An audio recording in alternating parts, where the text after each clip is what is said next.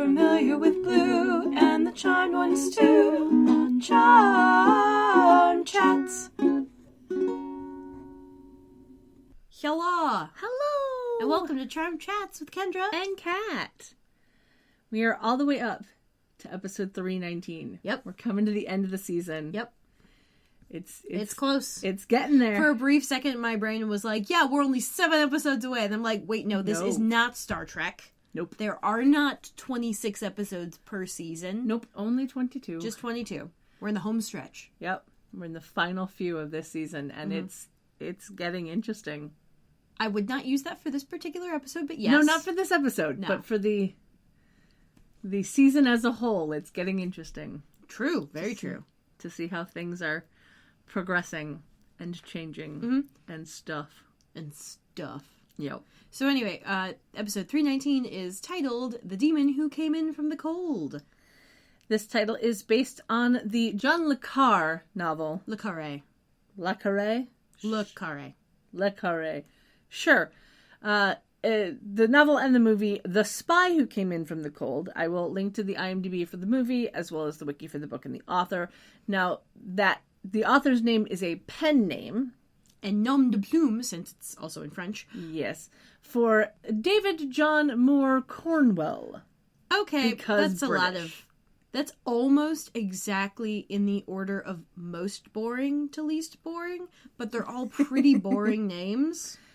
Well, I believe Moore is his mother's maiden name. Well, yeah, that tracks. Yeah. But no, I'm saying, like, if it were David John David Moore Cornwell, then yes, that would it would be, like, in height order. Yeah, no, but he's David John. Yes, he's a DJ. Uh-huh. Yeah.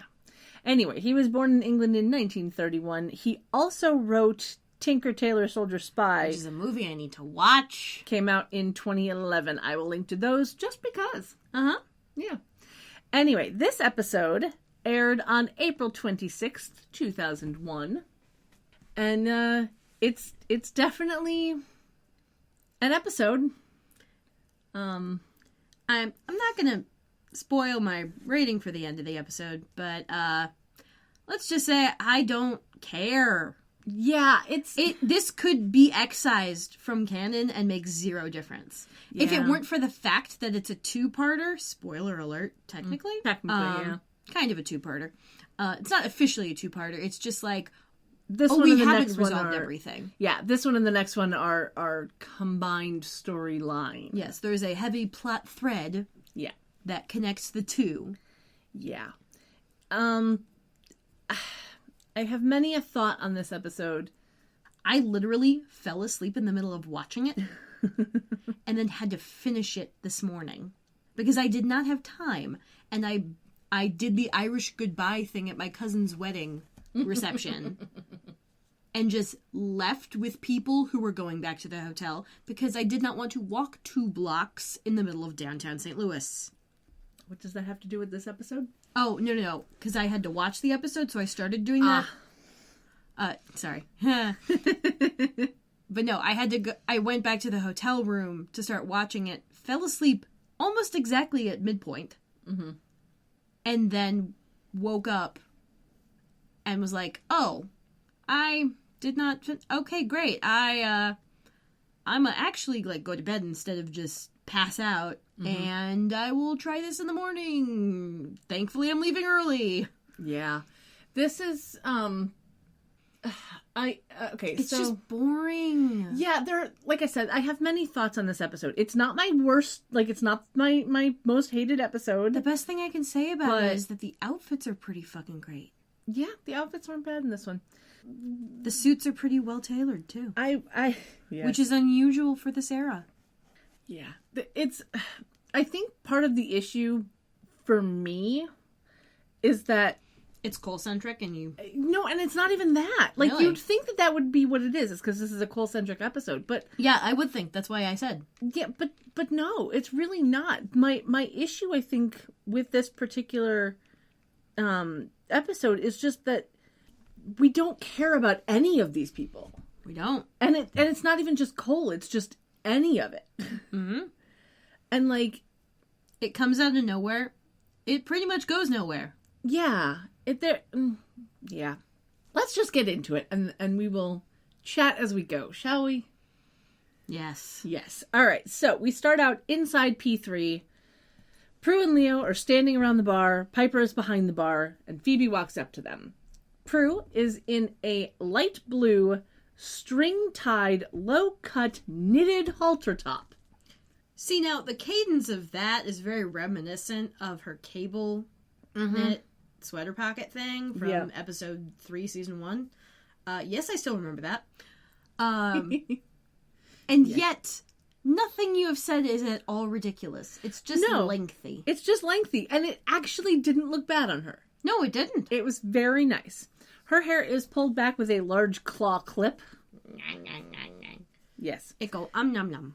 It does. Piper is in a sleeveless black shirt, and her hair is up in a high ponytail. Leo is in a brown button-down checkered shirt. Like, it's kind of like checkered, whatever. I will tell you the bottoms they've got on when we see them. Well, Piper's bottom is Leo. We're not making sex jokes. You know it's true, though. Yeah, a little bit. Phoebe is in a pink sleeveless top with a mostly open back and black pants. No bra, nipple showing.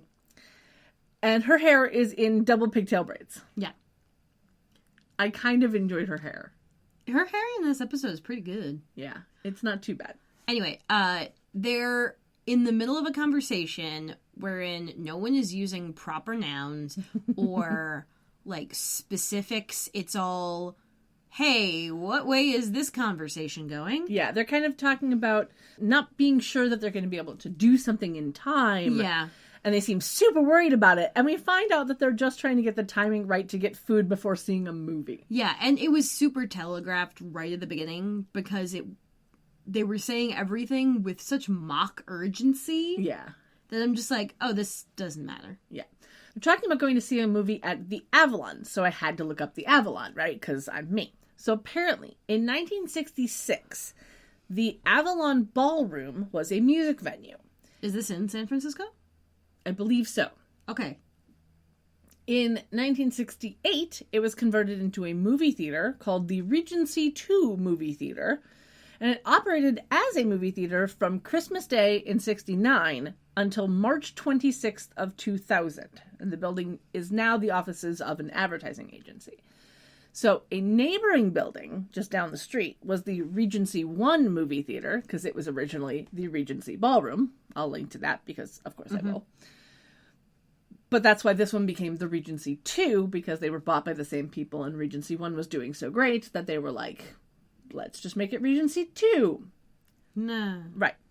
So, I'm going to go on to a long and lengthy tangent about stuff and things, because I legit, no joke, spent an hour on a tangent wormhole thing and just kind of lost my mind in this because I was reminded of things. So that was an hour where you actually had internet. Yeah, it was. Had some trouble with the internet this week. I did. In that the internet was simply not there. Yeah. Anytime she sat down at the computer. Yeah, it was not a good week. The air conditioning. I apologize if you can hear that. We're not turning it off. No. Anyway. Hot as balls. Yeah. So, in 2013, the Avalon Ballroom building was used for the residence and principal filming location for the 29th season of The Real World, which is a show that started out as strangers being put into a house to live together for several months with cameras following their every move to see what happens. Kind of like Big Brother, but without the want for monetary gain at the end or stupid challenges. Yeah. It was literally just put people in a house with different backgrounds, different personalities, and see what happens. They also had like a celebrity version, didn't they? Yeah, they've had a bunch of different versions. I just remember, I don't think it was called The Real World. I forget what it was called. But it had Flava Flav and Vern Troyer. Yeah, that wasn't The Real World. I know. That was something else. I know. But either way, it sticks in my mind because I just have this great image of Vern Troyer on his scooter. Yeah. Like going around the house. Yes, and Flava Flav then got his own spin-off love show. Drunk enough to fall off of said scooter. Yeah. Naked, I think? Yeah, I don't know. It's a very fuzzy memory. I haven't had cable for 3 years. No worries. Not that I think it would be on reruns. Anyway, so the 29th season of The Real World was advertised as Real World Explosion. That's EX. Yeah. N-dash. Plosion. Yep. Because this incarnation of the show, for the very first time, had people thinking they'd be living with strangers, but they were actually living with their exes. Yeah, I couldn't be cast on that. Yeah, no. No. I have no exes. I could be cast on that, but there would be no drama that Yeah. I'm aware of between me and any of my exes, except maybe one. Maybe. But I think he's, not going to go on a TV show. Sure. Because he's Well, I also think crazy. you're not going to go on a TV show, so that would Very true. solve the problem. That is very true. Anyway, so the first time that the show The Real World was in San Francisco was for the 3rd season, back when it was still just strangers living in a house. This was all the way back in 1994 is when that aired. And that is the season where we were first introduced to Pedro Zamora, his battle with AIDS, and the commitment ceremony that he had with his boyfriend Sean, who also had HIV. And all of that was a TV first. 1994, Yep. before Ellen, before any of these other shows with gay people on it. This was the first time that we saw a real person on TV, not only gay, but Hispanic and gay, with living with HIV and AIDS. Yep. And then his boyfriend Sean was a black guy, also living with HIV. So there was a whole slew of firsts happening. I remember this season very vividly. It started, they shot it between January, or like December of 93 or January of 94, and they ended shooting the season on June 19th, 1994. The season aired between June 30th, 1994 and November 10th, 1994. Yeah. Pedro died on November 11th, 1994. Yowza. Yeah. So we got to see a bit of his decline toward the end Yeah. there, and then it just went into full-blown crazy, and I believe he got something called PML, which I don't remember what that stands for. It's not a pumpkin No. mice latte. No, absolutely not. I would have gone with malt, but no. I just had to. I couldn't think of a thing that would be That an rhyme- M. that so rhyme I with had to- spice? No. Just that began with M that would go in a drink. So I had to rhyme it Oh, man. because mice are a thing. Yeah, no. I'm sorry, we're making light of something. That's okay. No. Because that's the thing about HIV and AIDS and all these things. You don't die from the disease. You No. die from complications from that disease. Or you die other because things. your immune system is just totally Right. tapped out. Exactly. So you die from other things that hit you because you are dealing with those things. Yes. So Sean's And sometimes story, you die because of Reagan. well, we're not going to go there. No, we're not going to go there. So Sean's story, the boyfriend turned commitment ceremony partner, his story is also a sad one. Years after his commitment ceremony with Pedro, he was actually able to get married. He married a man named Michael in June of 2013.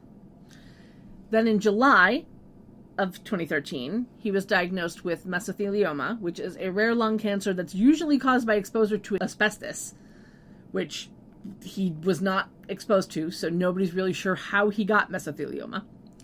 He was dead by August. So, yeah. I will, of course... I care more about this than I do about the episode. Yeah. And this doesn't even relate. Yeah. So, I'm going to link to a bunch of stuff on the website because more people should know about this, and I think it's worth reading, and so it should, yeah. But now that we've been significantly saddened, let's get back to the show and try and get some happy back. Shall we? My silence should answer you.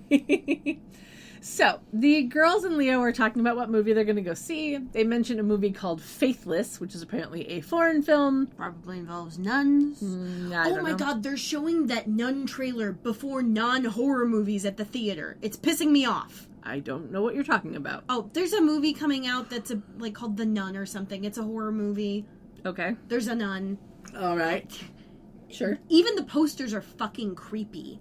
All right. And I don't normally get creeped out by a movie poster, even horror movies. But this one, it's just, And then YouTube keeps showing it as an ad, but like this ad's been banned in like 17 countries kind of thing. So all we can show you is this picture, this super creepy fucking picture. And they showed it before Crazy Rich Asians. That's not the movie you show that before. Granted, it's slightly improved over accidentally showing the trailer for Hereditary before a children's movie, but Yes. Yeah. still not good. Anyway, rant over. Faithless probably involves a nun. Sure. Leo says that he thought they were going to see a thriller. Maybe they were going to go see The Nun. Who knows? It's not a thriller. I'm kidding. Never mind. Anyway, Phoebe says she doesn't want to be reminded of Cole and his demon dodging, and says it's 3 votes to 1 for the foreign film. Which is a reminder. Get out and vote, people. Get out and vote. Yeah. Just saying. Yeah. There's Illinois specifically has online registration for mail-in ballots. Mm-hmm. So Google that shit. Yeah. I got a letter from Jesse White. Yeah. Anyway, sorry. There's going to be a lot of voting mentioned in this show, so it just kind of made me think of it. Pokemon, go to the polls! Exactly. Piper says that a thriller would be okay. And then Phoebe and Prue make a noise about it, And Piper says, welcome to the power of 4. Yep. Which I thought was kind of funny. Yeah. Phoebe demands a recount, pauses, looks down and goes, oh, that never works. Yeah, she Because realizes. this is following the election of 2000. Yeah. Yeah. Yeah. Florida, baby. Oh, man. Piper laughs, and we see Cole come down the stairs behind Phoebe. Yeah. Cole is in all black, as per usual. Shirt, pants, long jacket. I believe he even had a black tie. And I think his all hair's black. grown out a little bit. It looks a little different. Yeah. And so, like, when he was far away and kind of blurry, I only knew it was Cole because I know how this thing goes. Yep. And, like, I recognize his body language, but otherwise, it was not clicking. Yep. Leo says that Phoebe probably won't want to see either movie now, and she heads over to Cole and hugs him. She says that she was worried, but he says he couldn't come back until it was safe, and that it's safe for the moment. She kisses him, and then they walk back over to Prue, Piper, and Leo. Prue welcomes Cole back. Yeah, slightly odd. Very delightfully. Yeah, he thanks her, and Piper says that there's no time to chat because they're late for the movie. And then Leo says that Cole could probably be the tiebreaker, but then Cole asks to catch up with Phoebe alone. And she, again, does a pause and says, okay, bye, and then they walk off. Yeah, I believe it was, works for me, ciao! Yeah. Which was just great. So she's all too enthusiastic to go hang out with Cole. Yeah, Piper thinks it's sweet that they're trying to be a normal couple, which Leo agrees with, and he's like, I know that feel. Yeah. And then Prue realizes that even though they have scary bad guys in their real life, they're going to see the thriller. Yeah, because now the vote is 2 against 1. Yeah. So we cut outside and we see a busker, which I thought was great. That's basically a street performer for anyone not in the know. Yeah. They're usually all over like New Orleans and Yeah. and Yeah. you can find them just about everywhere. So Yeah, this anyway. dude is covered in silver paint and he's like doing robot dance And he's moves. wearing a silver metallic jacket. Yeah, it's great. I'll link to It's Street fun. Performer the wiki Probably for got that. a boombox. Yeah, it's you know. It's like a cross between those statue people Mm-hmm. and a break dancer. Yeah, It's like the exact midpoint of those two things. yeah, it's great, and I love it. I absolutely love it. Amanda Palmer was a living statue Yeah. for a while, and I just think that's great. Mm-hmm. Like that's how I knew about them in to begin with was when I went before. Well, that's not completely true. I knew about them because I went to New Orleans and I saw them and I went, "The fuck is this?" And you know, and I then saw looked it them- up, but I saw a bunch of them in London. They were like stationed along the Thames. It was cool. They were very good at being stationary. mm-hmm. Yeah, they are very, very good at standing still and being very quiet. Yes. Anyway, so Phoebe and Cole are now walking down the street she has behind added the busker. Yeah, she has added a long black coat that has like a fuzzy collar and little like pink and purple flowers and stars and stuff all over it as detail. It wasn't a bad coat. It was just an interesting choice Mm-hmm. of coat. Like, it's one of those where, like, you look at that and go, somebody designed that. Would you say that coat has many colors? No. Just the 3, really. Anyway, she was worried that he wouldn't make it back for her graduation, which apparently is that night, or at least the graduation party is that night. Or, No, the next or day. the next day, or so. It's very close. It's like either 1 or 2 days away. It ain't Yeah. far. No. He says that he wouldn't miss it for the world or the underworld. Uh-huh. Anyway, she's worried about it not really being safe for him, and he's like, yeah, you're kind of right. I'm not sure how much longer I can keep running and hiding. Since he's half human, he can't go back, but there's no real place for him in her world either. Which makes her immediately panic, Yeah. stop walking, and face him. Yeah, and she's like, what are you saying? And he's like, it's complicated, which, you know, is always a fun phrase. And he realizes that they have magic on their side. He asks if there's a spell in the Book of Shadows that could strip his powers so that he's not tempted to use them so he can stay good. And she smooches him Yeah. because she's super happy that he would do that for her. And And then then- a homeless man comes out of an alley on the other side of the busker and starts yelling about the Brotherhood, the Thorn is coming, which gets Cole's immediate attention. Yeah, like he stops kissing Yeah. and like looks over at this dude. So, according to IMDb, the actor playing this homeless dude is an actor named Barry Cutler. He has no picture. He has 46 credits between 1978 and 2004. Nearly all of them are single episodes of TV shows. There you go. Yeah. Phoebe notices that this dude has caught Cole's attention and asks if he knows the man. Cole doesn't, but he knows that something's about to happen, and then we see a demon shimmer in, wearing a suit and a long jacket. He shimmers in behind the homeless dude and pulls him back into said alley. Phoebe runs toward the alley, and Cole, kinda but not really, tries to stop her. Like, he's like, Phoebe, no! And that was all he did. Like, he didn't go running after her, he didn't try and grab her, nothing. It was just it was kind of reminiscent of Willy Wonka. No, In the truck. please, stop. Yeah, exactly. That's like where my brain went with that one. Yeah. She makes it to the alley just as the homeless man falls dead on the ground. I guess he, like, snapped his neck or something. He slashed his throat. Oh, I with didn't the see that. athame, yeah. Okay. Anyway, Phoebe calls out, and the demon throws an energy ball at her, which she dodges, and it, like, hits the alley kind of turns, so there's, like, an L, and, which is handy because then no one can see you from the street. Mm-hmm. It's their standard alley that they use for this kind of a shit. Mm-hmm. And the ball hits behind, like, there's a pallet up against the wall, and you see sparks, and that stuck out to me. Yeah. I fell asleep halfway through this episode, and I'm remembering the pallet with the sparks. Like, clearly there wasn't enough to focus on here. Yeah.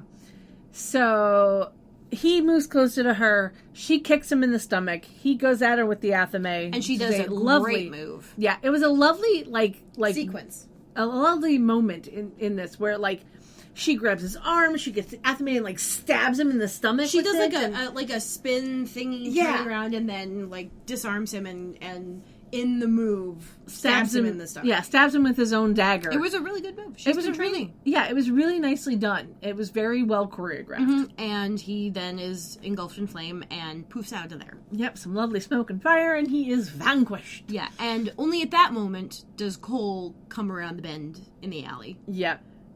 And we're fucking left on a cliffhanger right before the credits because Phoebe's like, the fuck were you? Where? What? Yeah, And he's like, that was my brother. yeah, you just And then we vanquished cut my brother. we cut to opening credits. Yeah. So, though we will learn later that the demon that she vanquished is named Triggs. As in trigonometry. Yeah, with 2 G's. Yeah. According to IMDb. Yeah, that's the Or not according to IMDb. Hello according Fellow to- Kids version of trigonometry. Yes. I was going to say, not according to IMDb, actually. According to the Transcript. the captions on Netflix. Oh yeah. Triggs with 2 G's. Because I can tell you nothing about this actor as he is not on IMDb. Not even as an uncredited anything. That's unfortunate. No idea who he is. He didn't actually have any lines. All of his stuff was ADR. So, If I cared and knew enough about who to call to find out that information, I probably would, but I don't. yeah, no. I don't know, and I don't care. Yeah, no. Anyway, so we find out from the opening credits that there's no Daryl this episode, though he is mentioned a couple of times, and I will mention that when we get there.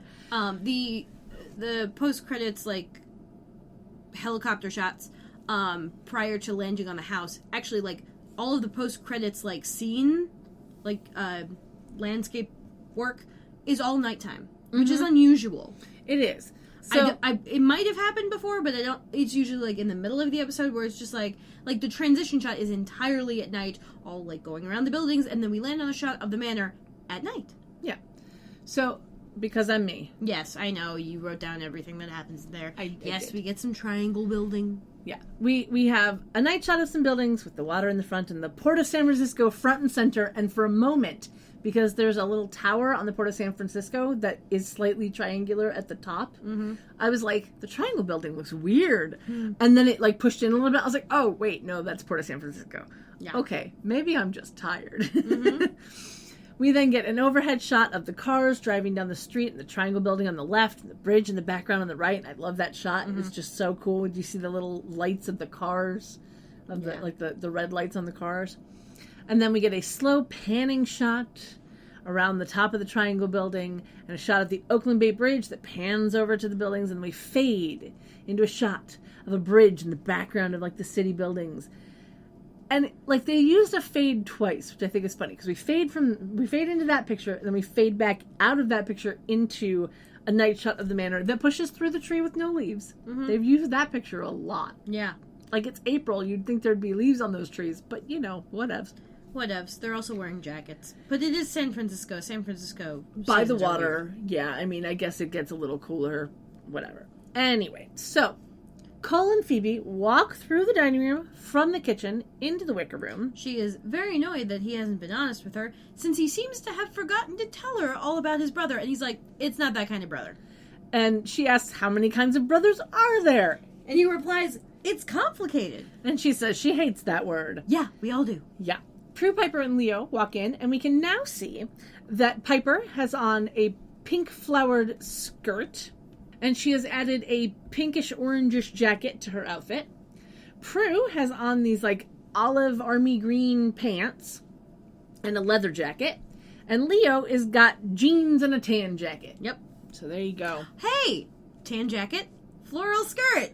Yes, but they're not on the same person. I so. know. Well, Could you imagine Leo in a floral skirt? It'd be yes, funny. I can. He's got the knees for it.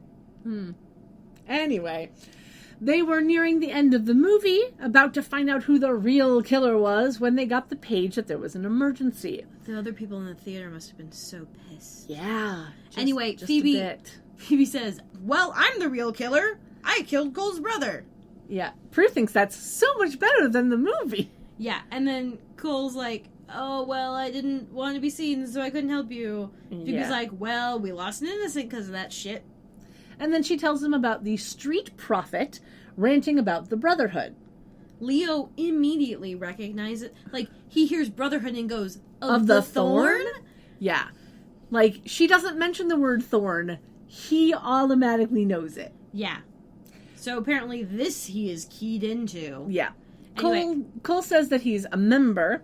Leo is upset that they weren't told, and Cole's like, yeah, it's going to take a while to catch you up on the past 100 years. Which is true. Yeah. Which is true.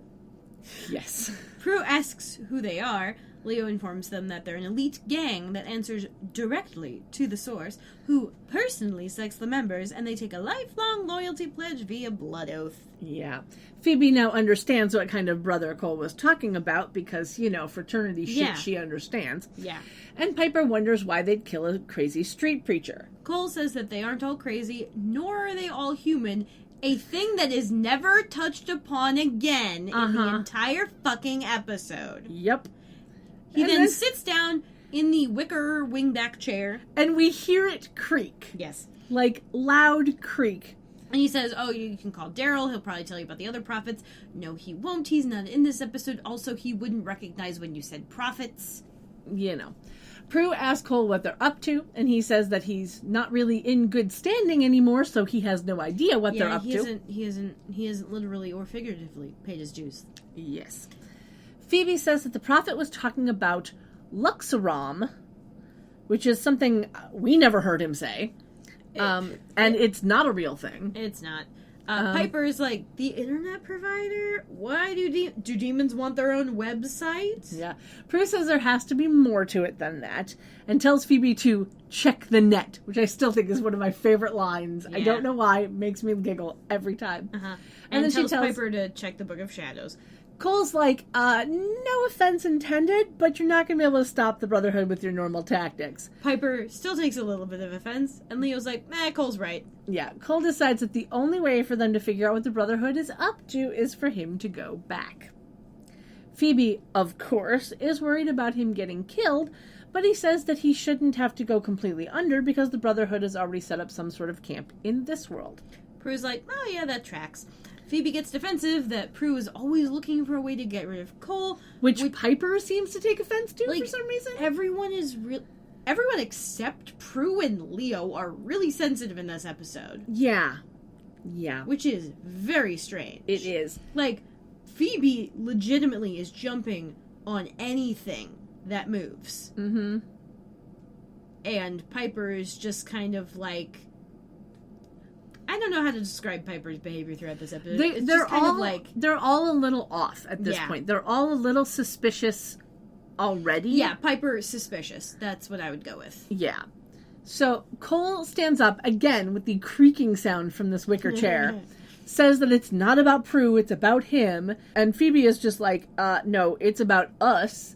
And she leaves the room, brushing past a bunch of flowers to get past Prue, and again...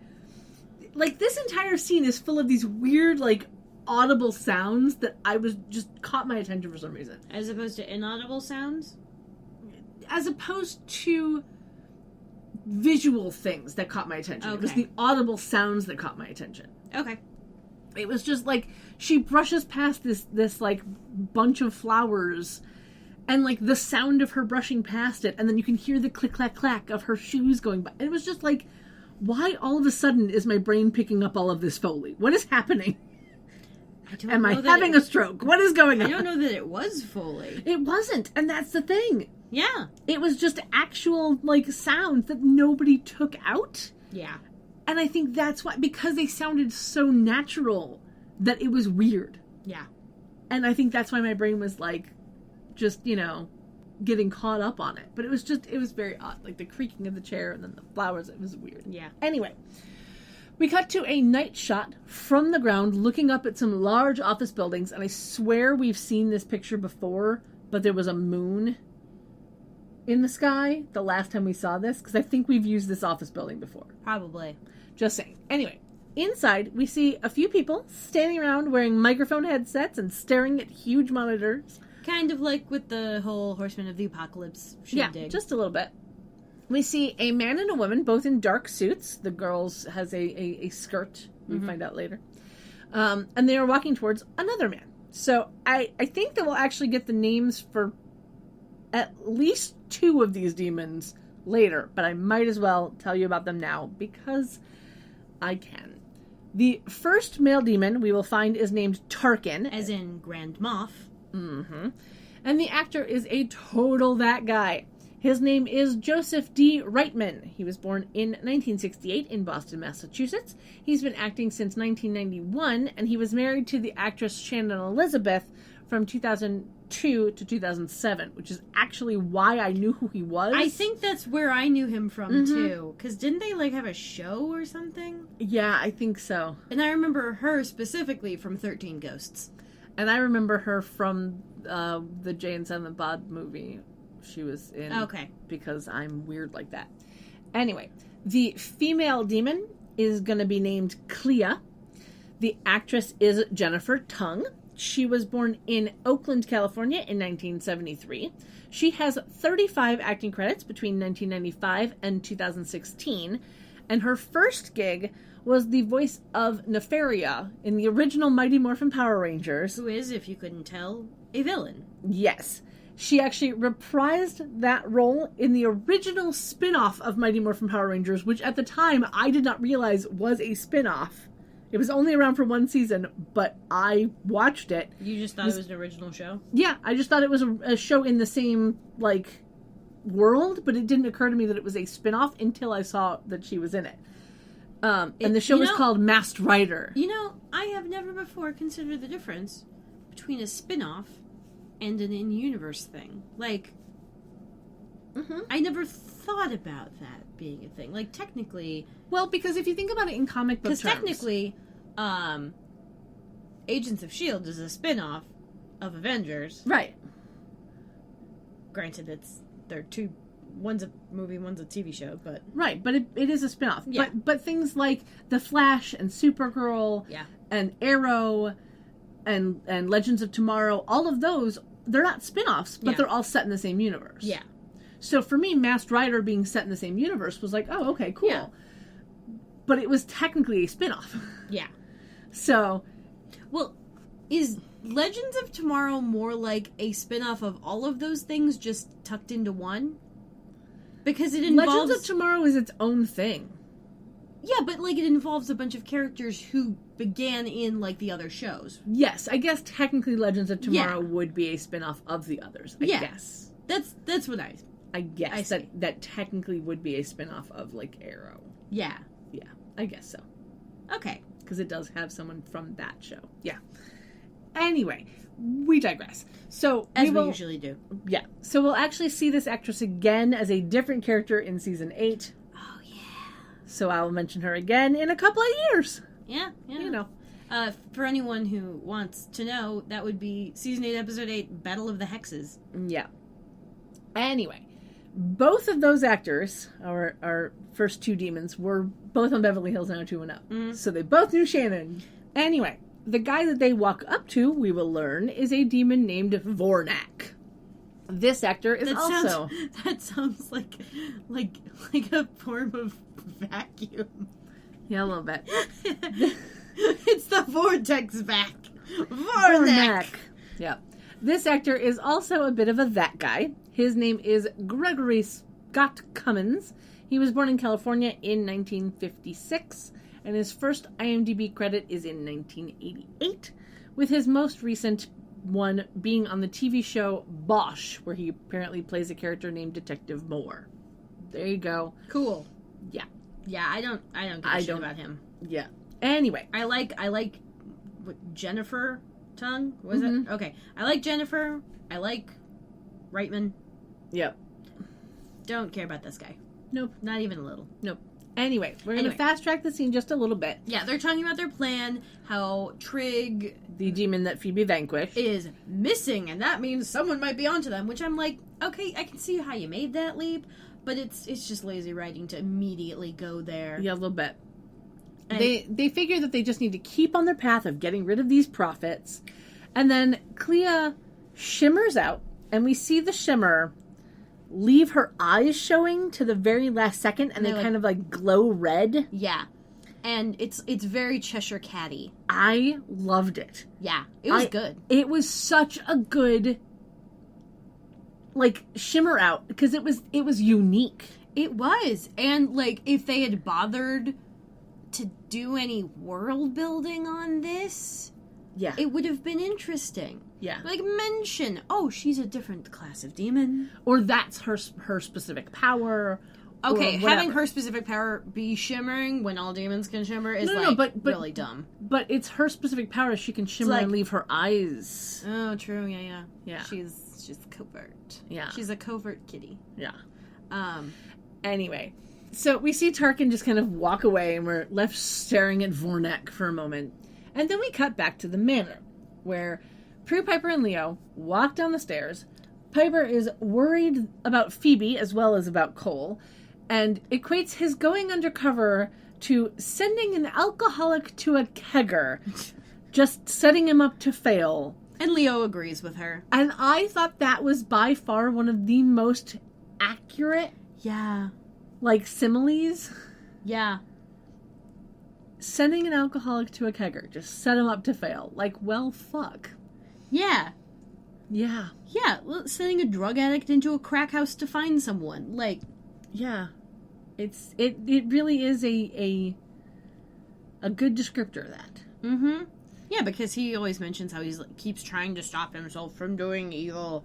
Yeah. I'm like, He's it trying to be good. Apparently it feels good, which is, I guess, the evolutionary impetus for demons, I guess. I don't know. This doesn't make any sense. It's not actual science. Who No cares? worries. No worries. Anyway, so they walk into the Wicker Room. Prue is annoyed that Piper and Leo are voting together and thinks that their vote should just count as one instead of two.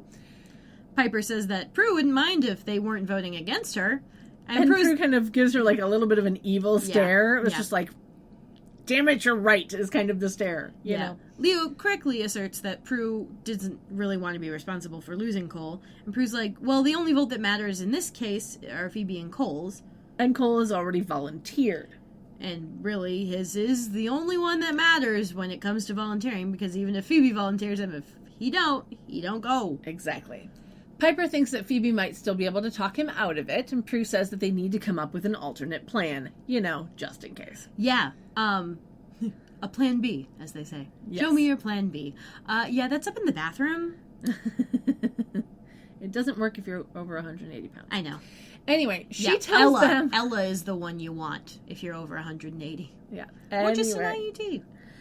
Anyway, she tells them to check the Book of Shadows while she calls Daryl to see what he knows. There's a lot of Daryl mention. There is, but she calls him Morris, and I find that just weird. Like, Cole did it earlier. I called him Daryl because I always call him Daryl. But Cole says, talk to Morris. And then Prue says she'll call Morris. And, like, Cole calling him Morris doesn't weird me out as much because, you know, I don't really see him and Daryl as friends. It's a societal thing where dudes refer to each other by last name. Yeah, like, I don't really see them as friends very much, so I get that. But Daryl was much invited... less friends with benefits. Well, but Daryl was invited to Piper and Leo's wedding, so you'd think that they'd be friends enough to call him by his first name. I don't know. I feel like Prue kind of shifts in and out of calling him Daryl and calling him Morris. I feel like we've talked about this. Probably. It's just weird recently, to me. Like within the last season.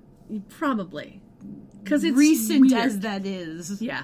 But it's just weird to me. Like, could you imagine going around and like, calling me Waterflame? Just no. Like, no. You call me Cat. And it's so much shorter. And not even just that, because, like, Daryl and Morris, they're the same length. Yeah. So, like, there's no... It's just weird. Yeah. It's just weird. Uh-huh. Anyway. We cut up to the attic where Phoebe and Cole are. Phoebe is frantically doing some potion shit. Yeah, she's gathering some ingredients together. She's, like, pulling out some mason jars. Yeah, she's got a mortar and a pestle. Yeah. And she's crushing it. Oh, yeah. She's literally crushing it. Literally. So, he says that he has to go. And she's like, no, you don't. And I'm going to do everything I can. You know, I'm going to make that power stripping potion that you asked for like an hour ago. When everything was still wonderful. Yeah, so she starts, like, putting stuff together in the mortar and pestle and, like, just beating the crap out of it. And he's like, I need to go. I'm going to need my powers while I'm gone so that I can blend in. And he's like, I won't do anything evil. And she's like, well, let me make sure that you can't. Yeah, despite the fact that she definitely knows him not having powers would make this impossible. Yeah, because if he doesn't have powers, he can't shimmer. Gee, I wonder. Yeah. Anyway, she continues to, like, stir the stuff. It's really, like, it is crushing. It's just crushing. That's all she's doing. Yeah. The only way it's stirring is because it's a big mortar. It's a big mortar, yeah. Mm-hmm.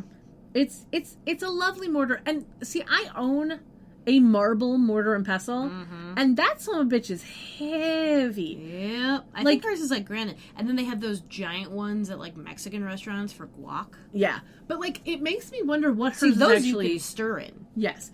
It just makes me wonder what hers is actually made of, because she's holding it like there's no effort at all. Pumice stone? So, I don't know. So it is definitely not marble, I can tell you that. No, definitely not. Because you cannot hold up a mortar and pestle made out of marble. Basalt, maybe? Which would be ineffective, but... Yeah. You cannot hold up a mortar and pestle made of marble without some, like, serious guns. Like, you need some serious arm muscles, because that's heavy. Like, my mortar and pestle is a good 30 pounds. Oh, damn. How big is that? It's not that big. It's only like, Well, how tall? Oh, that's short. yeah. For the listener at home, It's like maybe it's maybe about the size of Blue laying down. they can't. That doesn't The really height of help Blue either. laying down. It's maybe about 4 inches tall, about maybe 6 inches across. Completely, it's not that big, but it's solid freaking I'm marble. surprised that it's wider than it is tall. Yeah, Because none of the ones I've had are like that. yeah. It's They're- like an inch thick marble. Like it is. Yeah. It yeah. is Oh, I stupid believe big. that. Yeah, and then the pestle that it originally came with was wood, no. and I'm like, yeah, that's not gonna work. No, it wouldn't. Yeah, not so much. I saw that what you did Yeah. there. Yeah. So I immediately had to go out and get a marble pestle, and I was like, well, I don't care if it's the same color or whatever. And I found one that was actually the same color, which was kind of cool. But Nice. but yeah, it's super heavy. Like Yeah, I think I have a porcelain one downstairs. yeah, and then I have a teeny tiny little one Mm. that's like an inch by like an inch. Like That's it's, for it's- spices. Yeah, it's actually, believe it or not, it's actually for I have this like, I don't use it anymore because I ran out of the stuff that I had, but it actually came with it's basically like tea leaves and like spices and stuff like that you break them up and then you sprinkle them in your bath. Oh, cool. So it's kind of like bath salts or like bath powder, that sort Yeah. of stuff, but you have to grind it yourself when you make it so that it's freshly ground when you put it in the bath. But I ran out of the stuff, Yeah, so I haven't used it in a while. Anyway, Cole stops her from smashing stuff in this mortar and pestle, and he grabs it from her and puts it down on the table. And he says that he'll check in with her like every 2 hours in the second safest place he knows. The mausoleum. And the way that he says that word shows his accent coming out just a little bit, and it was super fun for me. Yeah, I was too tired by this point. I didn't notice. I love it. Anyway, she asks him what the safest place is, and he's like, "Oh, with you." With you. Yeah, Which was really sweet. It was kind of sweet, but she sighs and she's just like, I can't deal with shit right now. Yeah. It's kind of where she's going. And he's like, he says something like, I thought you'd be proud. And she's like, what, of like a suicide mission? Why? Why would I be Yeah. proud of that? He says that he always comes back, and she's worried that he won't this time because he's been hiding from them for months, and like the second he goes back, they'll kill him. And she doesn't really understand why he's willing to do this now. Yeah. He says that she taught him not to walk away and let evil win, so he's trying to fight the good fight, and that he has a plan. He says that they both know that it's the right thing to do, tells her to meet him in the mausoleum in 2 hours, kisses her hand, and then shimmers out. And it wasn't like a back of the hand kiss. It was a palm of the hand kiss. The most intimate type of hand kiss. Yeah, it was so sweet. Like, I will admit, that was super sweet. Mm-hmm. Anyway, Anyway, we cut into the office that we saw earlier. so, as a note, during the scenes with Cole and the demons, I will probably be saying Cole instead of Balthazar most of the time because it is easier. But just to remind everyone that the demons do not call him Cole. They only call him by name a few times, and every time they call him Balthazar. Mm-hmm. Just putting that out there as a note. Yeah. Anyway, Clea spots Cole coming down the hallway toward the weirdly placed picture window. Yeah, Square picture so- window in this fucking office. Yeah, he like comes through. Like, just so you know, this is, again, the set that they used for Buckland's, slightly redressed. Oh, yeah. And for whatever goddamn reason, they're like, we can't put the door in the middle of the room. That would be dumb. I thought it was a door at first. Nope. I thought it was a door. They spot him, like, coming down the hall. I thought they spotted him through the door. And then he turns right all of a sudden and comes through a door. And Yeah. just like, what the fuck? Yeah, they spot him through a window, and I loved though that like the artwork on the wall was like this like patchwork shit with like spirals and stuff, and I was just like, can I just have that artwork? I would just like that artwork, please. It was like spirals and diamonds and stuff. Anyway, a Yeah. spiral's my favorite shape, so I always immediately noticed them. Yeah, anyway. So- They literal... I don't know why this was even fucking necessary. You could just close the door. But anyway, he comes in. He's carrying a little sack. Yeah. And You can see where this is going. yeah, so Um, Clea calls him out to Vornak, and he and Tarkin kind of turn around, and Tarkin's like, should I kill him? And Vornak is all like, not yet. It was like, Yeah. in a minute. Yeah.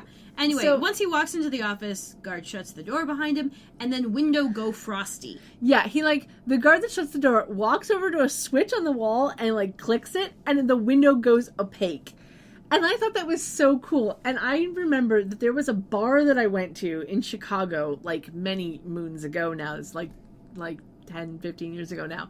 Where the bathroom, when you walk into the bathroom, all of the bathroom stalls are just in clear glass. And when you lock the bathroom door, the glass goes frosty. How does that work? I looked it up. It is basically like a magnet, it's like an electric charge thing, where when you click the switch or you lock the door, it flips something where all of the particles in the glass, because it's not actually glass, it's like a composite something, start to vibrate. Or they stop vibrating. One or the other. I'm not really sure which. Huh. But yeah, it's fascinating. And I think that's so cool. That is really fucking cool. It's so neat. Anyway, Yeah. I digress. It was just such a cool feature that I was like, I was in a bar that had a bathroom like that. Anyway, Yeah, that's cool. Vornak says that it's nice of him to come home to die. But Cole says he's there to help, since he overheard the prophet stalking. Vornak wonders why he thinks he can just walk in and pick up right where he left off, and what will save his traitorous head. Which So naturally... such a line. Yeah. Hey, you know that thing I told you knew where this was going to go? Mhm. Here's where it went. Yeah. Obviously, Cole reaches into his little black velvet sack Yeah. and pulls out a head. Now, if he'd brought a duffel bag, he could have fit 8 in there. That's all I'm saying. And he tosses it onto the floor in front of Vornak. Yeah, and he goes, the prophets, meaning he brought the prophet's head to save his head because that's a thing. Yeah. We go to commercial break. Head for head makes the entire world decapitated? I don't know. Yeah, I don't know. Um, So we go to commercial break on that cliffhanger moment. I didn't recognize this as supposed to be the prophet from earlier. Neither did I. I thought he found another one, and I'm like, that's going to throw a wrinkle into your relationship. Yeah, nope. Nope. Nope. Nope. We come back from our commercial break in the office, continued from before, as Vornak throws Cole down onto a table, face down, saying that he doesn't believe that Cole killed the prophet, and Tarkin's like, Triggs was assigned to kill that prophet. Did you see him? And Cole's like, no, how is my old friend? Technically, not lying. Almost. This is true. He Probably saw him from the distance. you know, But he was gone by the time he got into the alley because he walked slowly.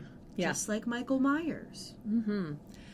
Vornak lets Cole up, says that Trig is suspiciously missing. And Cole takes that moment to start his plan. He tells him that they're getting careless and wonders what Raynor thinks of it all.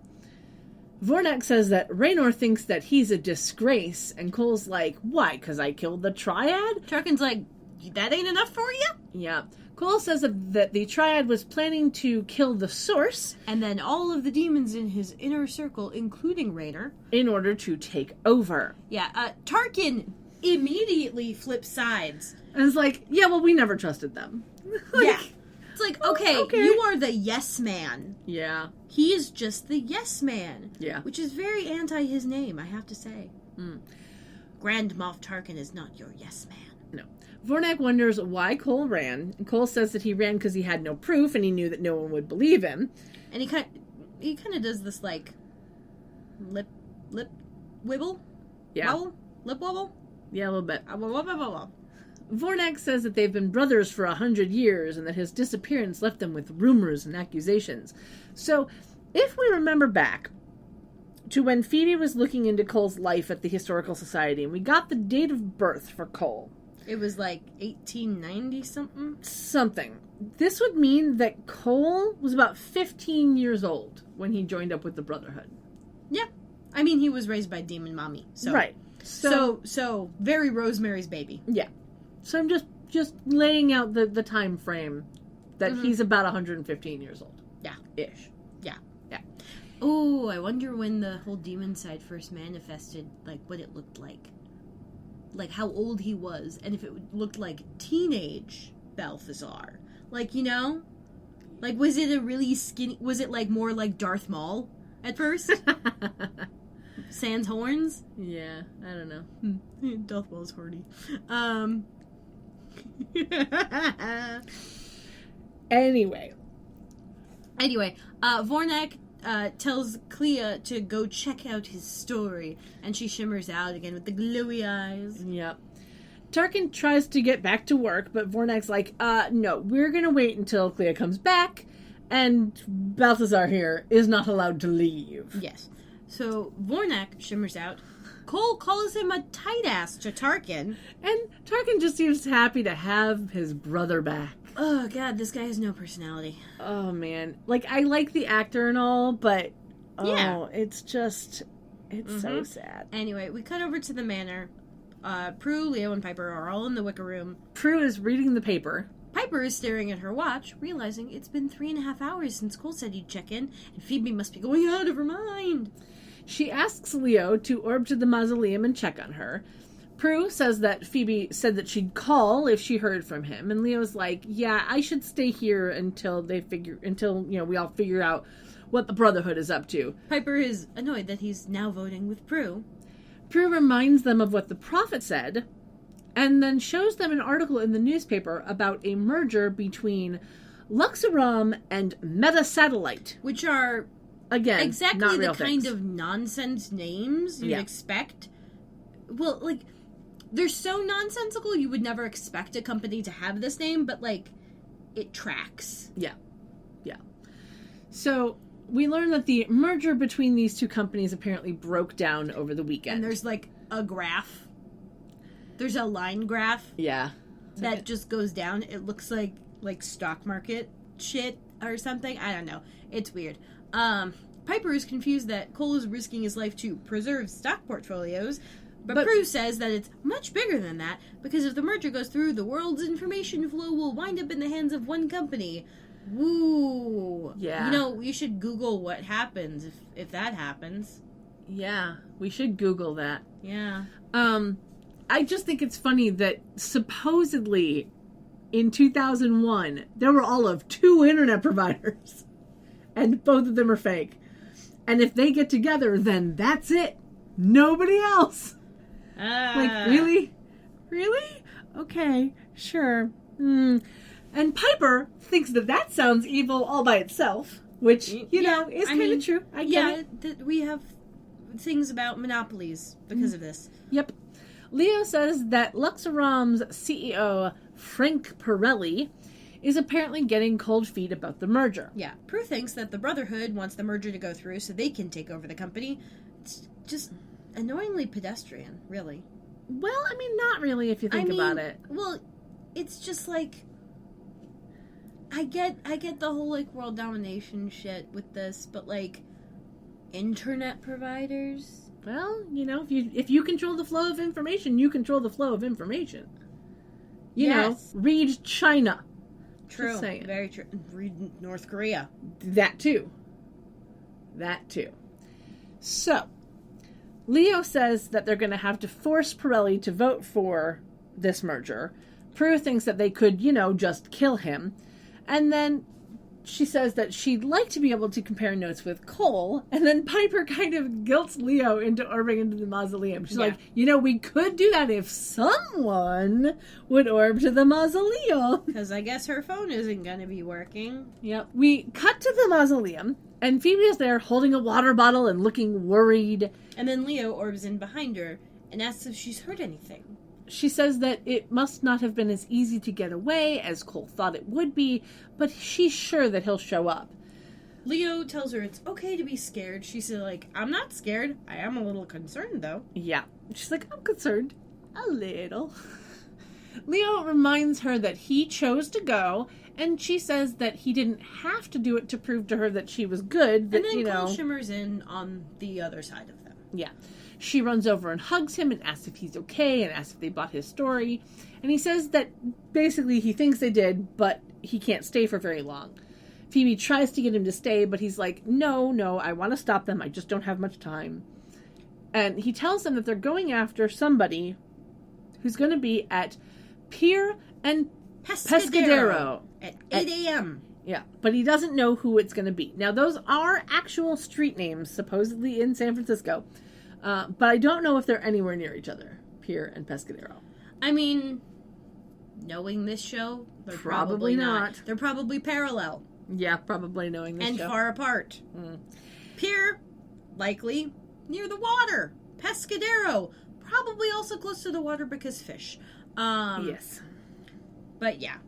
Anyway, Leo thinks that they might be going after Frank Pirelli since he doesn't want the merger to happen, and Cole says that the Brotherhood has taken over an investment banking firm since the best way for evil to get a foothold in the human world is to take over their businesses and work from the inside out, which is why I say, it makes sense. Leo says that they need to safeguard Pirelli until the merger vote at 11 tomorrow, but Cole thinks that intervening might blow his cover. Leo says that they can't let them kill Pirelli, and Cole's like, but you can let them kill me? He gets all defensive. And Phoebe's like, no, we're going to find a way to protect you, but you really should get back. Yeah. He strokes her face and says he's looking forward to seeing her in her cap and gown, and then asks to borrow the bottle of water Phoebe's holding and shimmers out. Yeah. And, I don't know. The way this is... Maybe it's the way it was... I don't know. But maybe it was because I was just really fucking tired. And this was about where I fell asleep, I think. Yeah. I thought she was literally just holding a bottle of the power stripping potion. I didn't think that was water. Yeah. My brain just went oh yeah, that was mentioned previously. Nope, just a bottle of water. Just water. Anyway, we cut back to Demon Office. And Cole walks in, holding the bottle of water, and Vornak's like, where did you go? And He's Cole, I was thirsty. Yeah, Cole uses the bottle as an alibi by saying that he got thirsty. And I love, he goes, want to take a urine sample to confirm? Yeah. I was just like, oh, fuck, man. Okay. Yeah. Anyway, Vornak tells him that he should remember his flippant attitude almost got him killed before. And Cole says that he remembers that Vornak saved him last time. Yeah. And then Vornak seems to believe the alibi, and then Tarkin turns on a screen, and we see a 3D map of Pier and Pescadero, along with all the buildings that are surrounding those streets. And it's the same repeating shot of a downward zoom spiral. Yeah, and it's very badly rendered. Yeah, it is so it's so of this era. Yeah, if you've seen the movie Hackers, oh my god. And how they put together we're going into the internet. That's how this feels. It's we need a visual representation of the internet. This is only slightly better than the representation of the internet featured in... The Net? No, I was thinking of a Disney Channel movie. Oh. With the kid from Phil of the Future. What was that called? Shit. I do not know. And it was... Oh, Pixel Perfect. Interesting. Yes, right. He creates he's like a programming fucking genius or whatever, whose dad doesn't pay attention to him. So he creates the perfect pop star using composite body parts from various models and shit. Uh-huh. Naturally this resolves into an actual person. Of course. And there's a bit where she decides to go into the internet. And it's... Uh-huh. They definitely took Information Superhighway, literally. Yeah. And there was a giant... There was some Mario-esque dude driving a big chugging bus thing. Wow. Yeah. So this is slightly better than that. But... I love how it's not that good. They try to, visualize the internet in these, early days of the internet. It's so bad, it's amazing. It really is. Anyway, so Tarkin starts to go through the plan, saying that someone named Jaxa will kill the target, but Vornak stops him and says, no, we should give Balthazar the honor as a way to show that he is truly back. Cole asks what the target is, Vornak asks why it matters, and leaves. He's like, it's time. So and I gotta say, it matters what the target is. You want to make sure you've gotten the target. There is that. Yeah, it's I want to know that I'm doing successfully the right offing who you want me to off. Yeah. If you just point me at a thing, there's no way for me to know if if, like, that's technically correct, or if you're just making me shoot a fucking fireball. Like, come on. Yep. So we cut to the corner of Pier and Pescadero, which we know by the blue signs that say Pier and Pescadero. But we also know that these are prop signs as they have no designation on them. No street. No street, no number No, to designate. 2400 North. Yeah. So this is why I'm like, I don't think these streets are anywhere near each other, because if they No. were, they could actually show at least the real street signs. Yeah. But whatever. Anyway, Tarkin walks up to Cole and asks if he's nervous. Cole's like, no, I was just thinking. And then Tarkin tries to give him like a pep talk and is like, it'll come back to you. It's just like riding a bike, that sort of thing. Yeah. And tells him to just execute the plan. No frills, no muss, no whatever. No fuss. Yeah. And he's like, Cole's intermittently looking at his watch and looking at like a building or whatever. And then we cut over to Prue, Piper, Phoebe, and Leo walking downhill next to a lovely red stone building. Yeah. Leo is in light jeans, a shirt in shades of like blue and gray, and a blue button-down jacket shirt thing. For a second I thought it was denim, but it looked a little fuzzier than that. Mm-hmm. Piper is in cream pants and a dark red shirt underneath a long, bright red jacket, and her hair is down. Prue is in dark jeans and a long green sweater over a white low-cut top, and her hair is down with a braid, like a twisty braid, in the center of each side of her head. Yeah, like just behind her bangs. Yeah, it was like she took a tropical vacation and came back with these two little braids with beads at the end.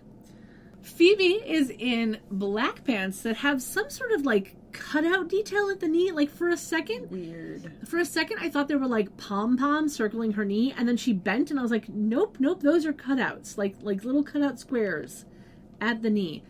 Very, like, I've seen that as a thing now. This is, I think, the first time I'd seen it from back then. Oh my god. Anyway, and she has paired this with a black, like, silky jacket that zips up the middle. It has green panels. Like sage green. Yeah. Trimmed by red at the shoulders on the back and front.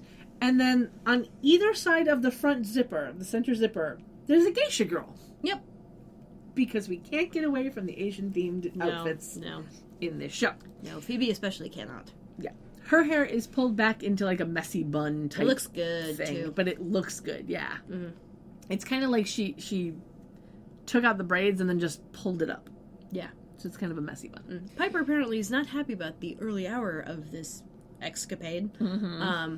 Phoebe says that they need to pull this off just right to save Cole. And Prue's like, yeah, but we need to wait until, like, the last second to make sure that it's okay. Yeah, to make sure Cole is good. Yeah. Leo says that they have to have hope that killing Pirelli isn't what the demons want. And Piper says that Cole would have told Phoebe if something had changed, but then wonders if he might be holding something back. Which immediately sets Phoebe on the defensive, because of course. And she's like, oh, what? Prue can't sacrifice Cole fast enough, and now you can't wait to sell him out as a traitor? Leo goes to defend Piper, and Phoebe says that Cole is risking his life, so the least they can do is trust him. Yeah. We cut over to Vornak and another demon. Who gets no name or IMDb credit. Or lines. Yep. Vornak looks at his watch, tells the demon to go, and then that demon gets in a small silver sedan. Clea appears beside Vornak, coming in eyes first, and says that she wasn't able to prove Balthazar's story one way or the other. Vornak's like, nah, it's cool. We'll figure out if he's telling the truth right now. Vornak and Clea walk over to Cole and Tarkin, and a black limo screeches out of a parking garage. Screeches. There is no reason for it to screech, but it is screeching. Granted, most car parks I've been in, the mere act of going around the bend will make you screech, no matter how fast you're going. True. Sorry, no matter how slow you're going. Yes, but, like, legit, there is no reason that they should have been screeching. Because he wasn't going that fast, and he was coming straight out. So yeah, also, you generally don't want to go fast in a limo up a ramp. Yeah. Because you're going to scrape that chassis. Yes. And then your chassis will be less glassy. Sure. The demon then screeches his car out in front of the limo, and he literally gets sideways in front of the limo to stop him from getting down the street. Yeah, the chauffeur, a lovely big bald dude with a goatee, gets out of the car, honks his horn And we get a vague shot of a generic white man, his passenger, in the back. Yeah. And then angrily gets out of the car and starts yelling. Yeah. So the chauffeur is played by Rocky McMurray. He is a total that guy. His first IMDb credit was 1993, and he's still going. He has 61 credits. Nearly all of them are 1 or 2 episodes of TV shows. So he's been in a bunch of stuff. The actor playing Pirelli, who is the guy in the back of the car, is Rob Steinberg. He was born in Philadelphia, Pennsylvania in 1959, and his first IMDb credit is from 1982, and he's still going strong with the acting. So, Anyway, the chauffeur storms over to Demon Car and starts yelling at him to move his car. yeah. And then Vornak tells Cole to kill or be killed, and Cole moves out into the road. Demon gets out of the car, runs out of the way. The chauffeur yells, "Where are you going?" Briefly tries to reach for what I think must be a pistol, and then stops reaching for it because I guess they didn't actually give him a gun. Yeah, I don't know what he was reaching for, but It looked like he was about to reach for a holster. yeah. And then he just stopped himself from doing it. It was a weird thing. Yeah. Anyway, Cole throws the energy ball at the limo, and right at that second, the girls, the and girls Leo, and Leo come running around the corner, and Piper freezes the energy ball about like 20 feet out from Yeah. its destination. yeah, in midair, along with everything else, including our demons. And they all run over to the limo, and Leo gets into the limo and orbs out with Pirelli. And it was fun because we could see the seatbelt like flop back against the seat, still clicked into place. Yeah, that was a good touch. Once they were gone, it was a very nice touch. And then the girls head back past Cole. Phoebe contemplates taking Cole with them, but Prue's like, no, he needs to look innocent after the fact so he can figure his own way out of this. Prue and Piper walk away, and Phoebe runs back over to Cole and slips a note into his pocket and then touches his face. And this is runs really off. good stationary acting by Yeah. Jillian McMahon. Yeah, Jillian did a very good job of not moving. Like, at all. Yeah. Like, he kind of sways, like, just the barest amount, but that's just, like, natural movement that you can't help notice, and if it's not that obvious on the dailies, they wouldn't point it out. Right. I'm very proud that he was able to keep his eyes open. He didn't blink at all. I mean, They might have CGI'd out a blink, but I'm just I saying. don't think they would have, but, like, personally, it's easy not to blink for a few seconds. Yeah, but it was a very nicely, it was a nicely done freeze. Anyway, so He probably reads a lot, which is why he's able to do that, maybe. because that's how I got that. Sure. So Phoebe runs off. Piper, peeks around the corner of a wall and unfreezes everything. The energy ball flies past the chauffeur, Into the engine block of the car, of the limo. blowing it up. Well, first it pops the hood open and kind of shatters the engine, and it makes the chauffeur fall over forwards, Yeah. and then it turns into a fireball. Yeah. It was a little bit odd. And we hear car alarms going off in the background. It was kind of funny. And I just immediately was people will ignore those because they'll just think it was an earthquake. Yeah. Anyway, Vornak tells Clea to get the body. Cole's like, "Hey, what now? What do you want the body? There Yeah. won't be much left." And Vornak's like, "Yeah, but then they'll be on to us." And he passes his hand in front of his face and turns into Pirelli. Yeah, he's a trace of the body would alert the humans to the switch, which I thought was a very odd way of phrasing that. Yeah, again, lazy writing. And again, This- the other thing is, I don't understand how they thought that this would actually kill Pirelli. Hitting the engine block of a car, even when the car blows up. No, you aim for the gas tank, guys. Yeah, but hitting the engine block of the car. Granted, if they actually Made hit the the- gas tank, then there would be no plausible deniability that Pirelli survived the explosion, so... Yes. But hitting the engine of the car made the front of the car blow up. No. Well, and then they switched shots and they showed the entire thing with Right. fire coming out the windows. Right. And the wazoo. But here's my question. A body doesn't burn up instantaneously. Why with this, there don't won't be know. much left? What? That's not the important part. I know, it was just a little weird for me. Mm-hmm. Anyway, But whatever. yeah, anyway, after Vornak- he changes into Pirelli, Vornak shimmers out, reappears laying next to the open limo passenger side back door. Yeah, to make it look like he'd fallen out of the car. Now, the Now, reason granted, I laughed at this was Because he doesn't have a fucking scratch on him. Yeah, he doesn't have a scratch on him, and the seatbelt is still clicked in place in the back seat of the car. I know. Oh, anyway. Maybe I don't know, maybe he was thinking, oh, Pirelli's one of those. Well, also, he doesn't know that the seatbelt. Yes, no, I'm aware. Vornak has no idea, but it was just funny to me. Yeah. In that moment. Although, hang on. He might be able to know that the seatbelt would still be clicked, because if Clea is supposed to go in and get Pirelli's body, then she would just shimmer him out, and it would still be the same deal. Yeah.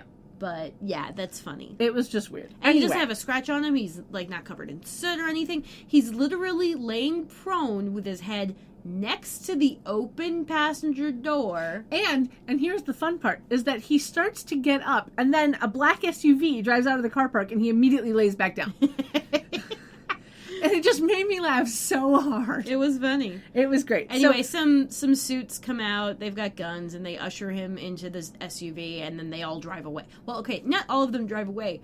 Like, 2 of them are on the outside of the SUV, like, checking the area. Well, yeah, because they have to see what happened, right? I know, but it's just really funny because they move with all of the delightful urgency of, like, a NASCAR pit crew. Yeah. And 2 of them just, like, run off frame as the car pulls out.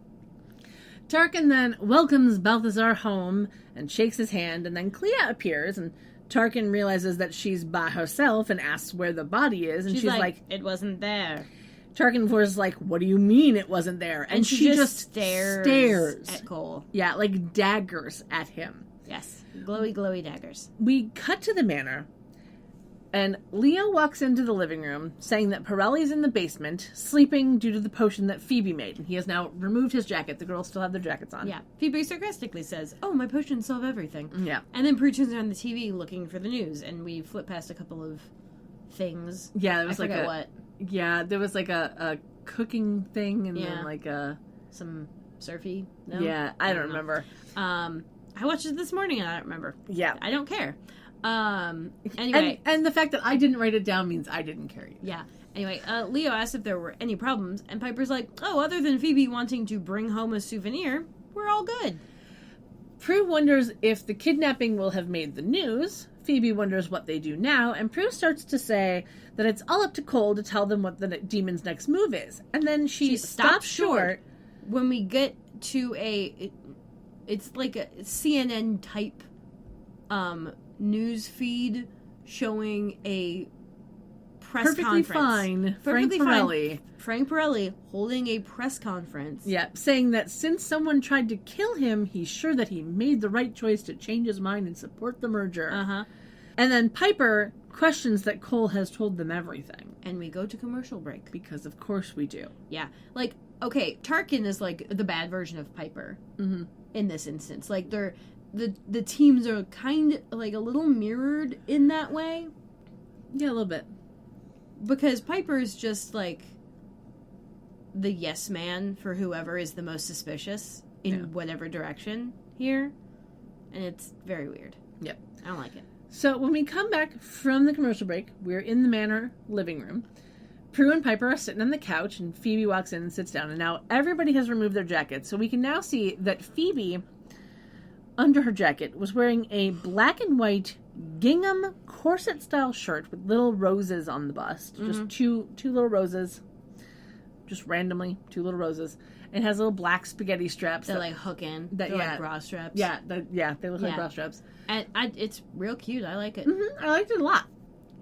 Piper's shirt, that like dark burgundy red, is long sleeved, and Prue's shirt, which we knew was a low cut white shirt, is actually a white tank top that has rhinestone butterflies on the bust and has been altered to be lower cut. But you know that it wasn't just an unintentional alter; it was an actual alter, because they cut the they cut a notch. Yeah, they cut a notch in the thing and then added little rhinestone details. Yeah. Clarification. It's not just butterflies on the boobs. It is 1 butterfly per boob. Yes. Yes, it is a butterfly on either side. And she's got like a pink bra underneath. Yeah, it's like a pinkish purplish bra. Fairly visible. Yeah, it is absolutely on display with how low cut this shirt has become. But it's not a bad shirt. Like, it isn't No. it isn't a bad alteration. It was just one of those where it was a very low cut, you could tell kind of thing. Anyway, Phoebe says that Cole would have told them had he known.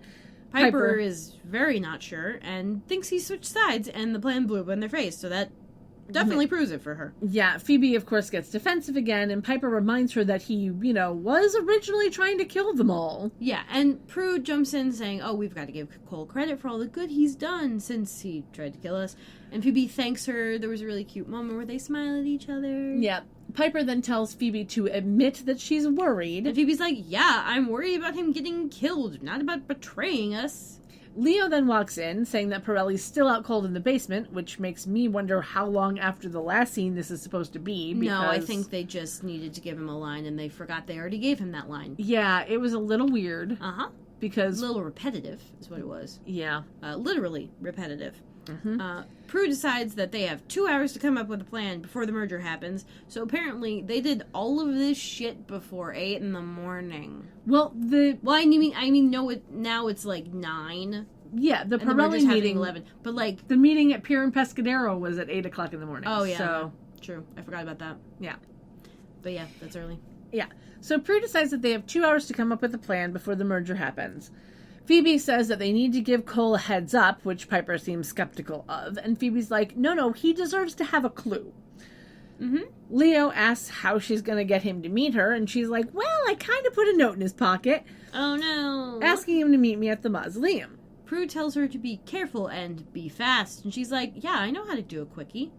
But if he doesn't show up, she needs to get back to the manor to work on another plan. Phoebe says okay, she gets up and leaves, and Piper wants to know what Prue's other plan is. Oh, this is where we get the Plan B line. Yeah. Yeah. I thought that happened earlier. Yeah, it might Whoops.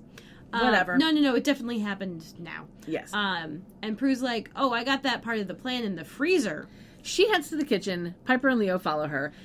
Piper's confused, and she's like, oh, are we going to fight the Brotherhood with Ben and Jerry's? Which is an ice cream company. I think I've mentioned them before, but Yeah. I'll link to them again just in case. Yeah, Prue pulls out a decent-sized Tupperware container.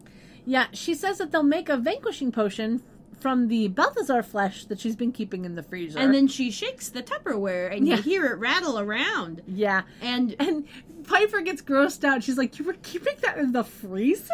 I'm like, you were keeping that in such a large container?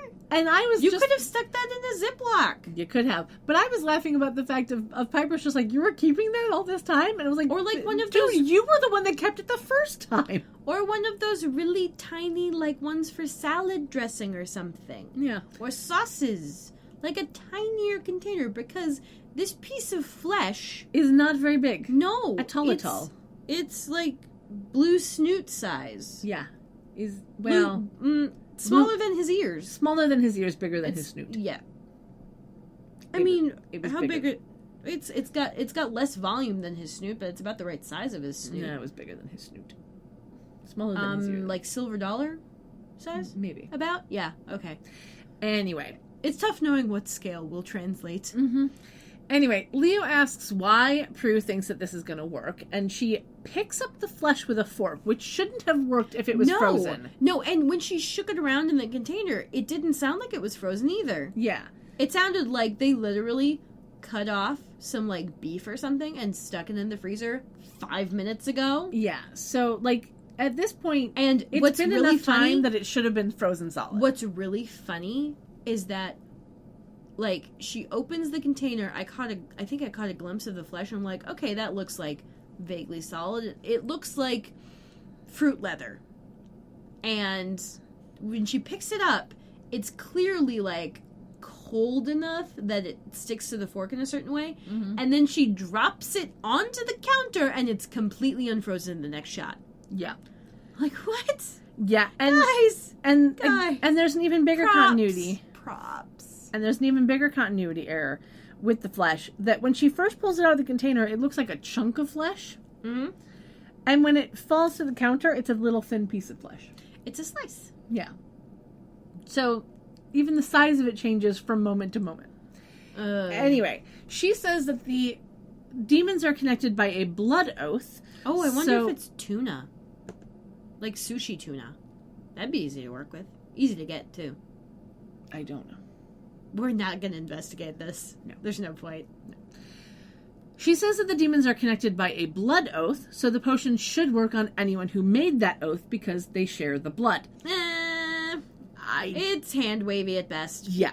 So the piece of flesh falls to the counter. Piper says that it's lucky that they happen to have the key ingredient in the freezer. And I'm like, okay, yeah, you would have noticed it before now because it's in a huge container. Yeah. And Prue's like, well, I thought we might need it again someday. Yeah. Because reasons. I'm like, dude, everyone goes in this fucking freezer. Yeah. And it How wasn't, would you not see and that? it wasn't even like in the bottom of the freezer. No. Like she pulled it out from toward the top of the freezer. Maybe the back, but definitely the top. Yeah. Anyway, we're It would have harping been funny. on this. It would have been but- funnier if she like had to dig through it, Yeah. If That it was would have like been hidden cuter. behind something.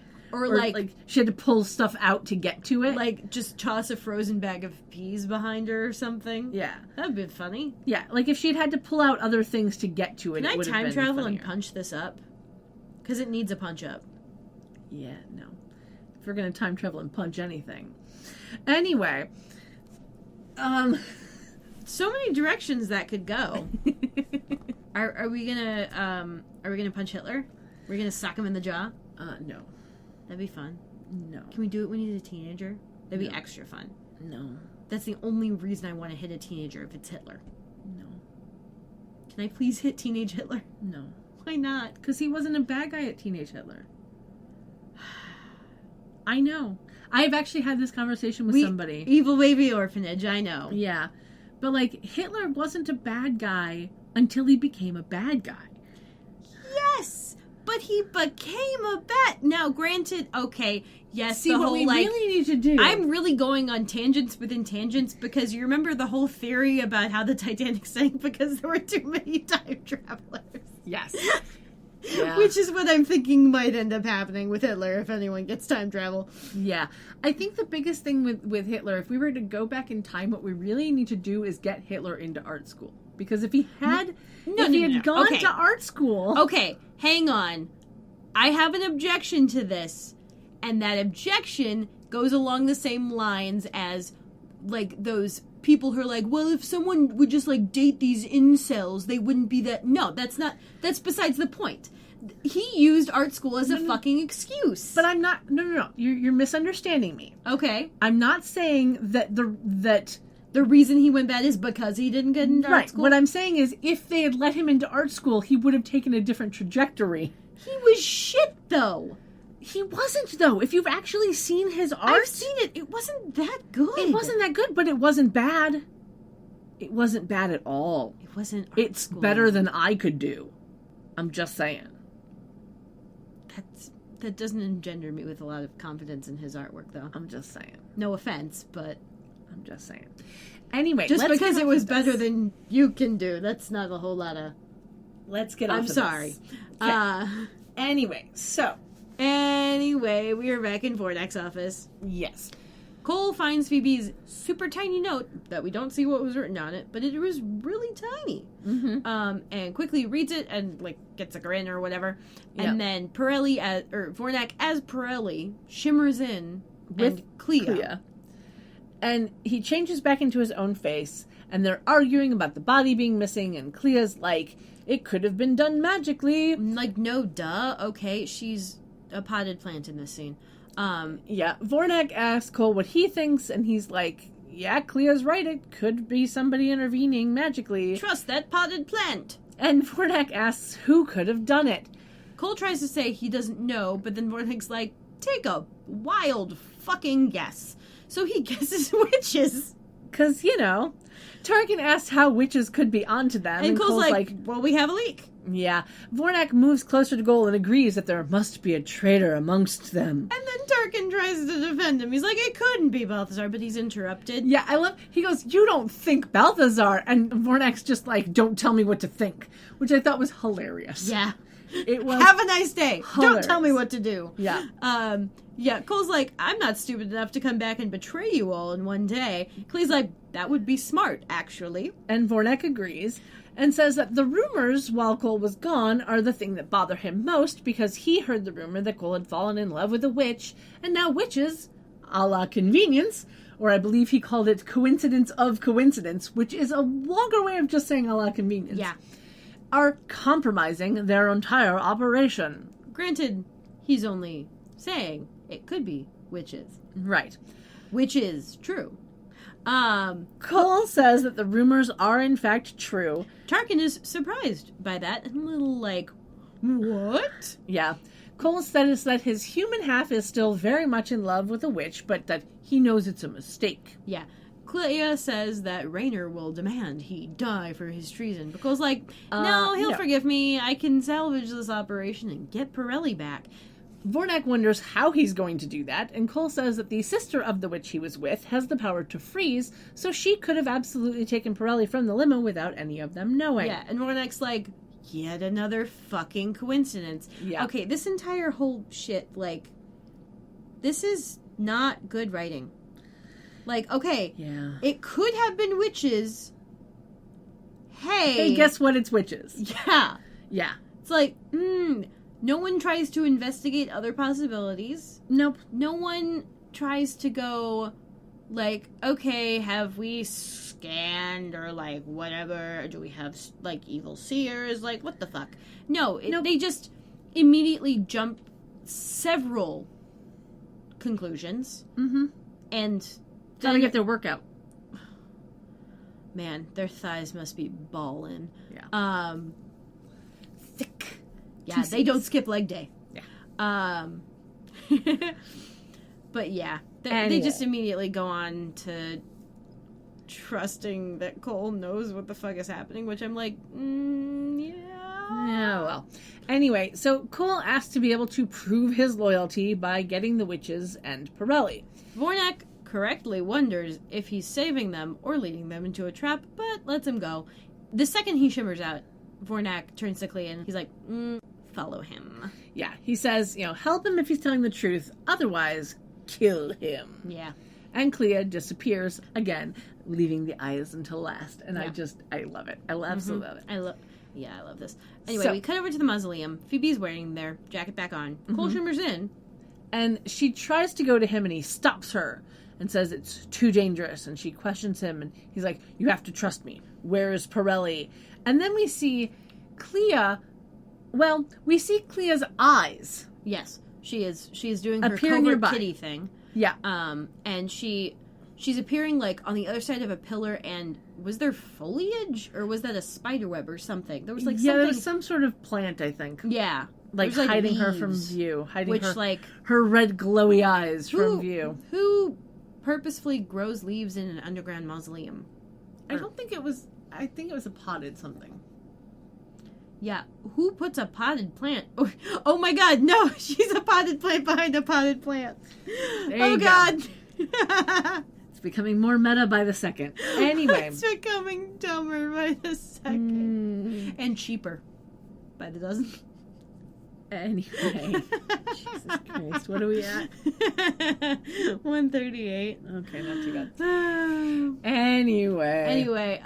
Phoebe says that Pirelli is in the basement of the manor, and Cole asks her what their plan is, and she's like, to vanquish the demon that took his place before the merger vote? And he's like, yeah, don't do that. That would be a huge mistake. Yeah, she's like, you're scaring me. And he's like, you should be scared. You have no idea what you're up against. And she's like, what are you fucking talking about? Yeah. Tell me more. Yeah, he's like, no, you need to stay out of it. Get back to the manor and wait to hear from me. And then he shimmers out, and then Clea's eyes disappear, and Phoebe just kind of looks around like, what? Yeah. So we cut to the manor a little bit later as Phoebe walks into the living room. Prue asks how things went. Phoebe's like, I don't really know. Yeah. Piper questions her, and Phoebe says that Cole was strange and almost mean, and that he wants them to wait at the manor. And I'm like, dude, the first thing about going undercover and trying to report back to someone is that you have to set up codes. I know, right? You have to set up code so that they know what's going on. Yeah. Safe words and all that. Yes. Ciphers. If you're writing, ciphers. Yes. Prue asks why he wants them to wait at the manor, and Phoebe's like, well, he didn't say why, but the whole thing doesn't make sense. He's probably in trouble. Piper thinks he might have turned, and Phoebe's like, no, there has to be a good reason for this. Yeah. And then 3 men shimmer in, and one throws an energy ball at them. Prue immediately deflects it back with her power, and one of the guys goes up in flames. With a lovely, arm waggle thing Yep. happening. And the 2 remaining men go for the girls. Phoebe kicks one. Prue uses her power on the other, and he crashes into the piano. Which brings our FAQ up to 17 for the season and 43 for the series. Yeah. Because, yes, pianos count as furniture. Yes. Because they're showpieces. Yep. And you can sit on them. Well, you can sit on the bench, but... Yeah, and I immediately, I saw that, and I was like, oh, poor piano. I know. It was a player piano, too. Yeah. It was so sad. We're not going to tangent on player pianos. Just Google that shit. Yeah. The guys get up, and Piper freezes them. It was a weird, double motion, too. Yeah, it was... normally she just says the she one was kind flash. of what the... And, waves her hands a little bit. It was a little, wax on with both hands. Yeah. A little bit. Strange. Anyway, Phoebe wonders how they know where they live. And Piper, Central. yeah, makes assumptions that it's Cole, but I think it's a stupid question because their house is a fucking nexus, for God's sake. Yeah. Demons are always finding their house. Yeah, what do you mean, Because how do we know where we live? Granted, demons are always finding their house because they're looking for the charmed ones. I don't think Vornak and company know that they're the charmed ones because Cole only mentioned one sister. Right. This is true. And no one mentioned the charmed ones at all. This is very, very true.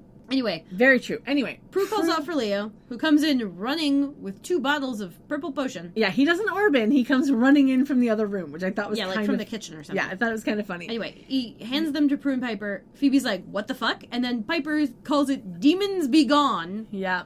And then she and Prue throw the bottles down at the demons and vanquish them. But, You hear the bottle, the obviously glass bottle, hit the rug, yeah. and then there's poofs. Yeah. These bottles do not break. They No. never break. They throw them later in the episode. You hear the bottle hit the rug, and then a poof. Yeah.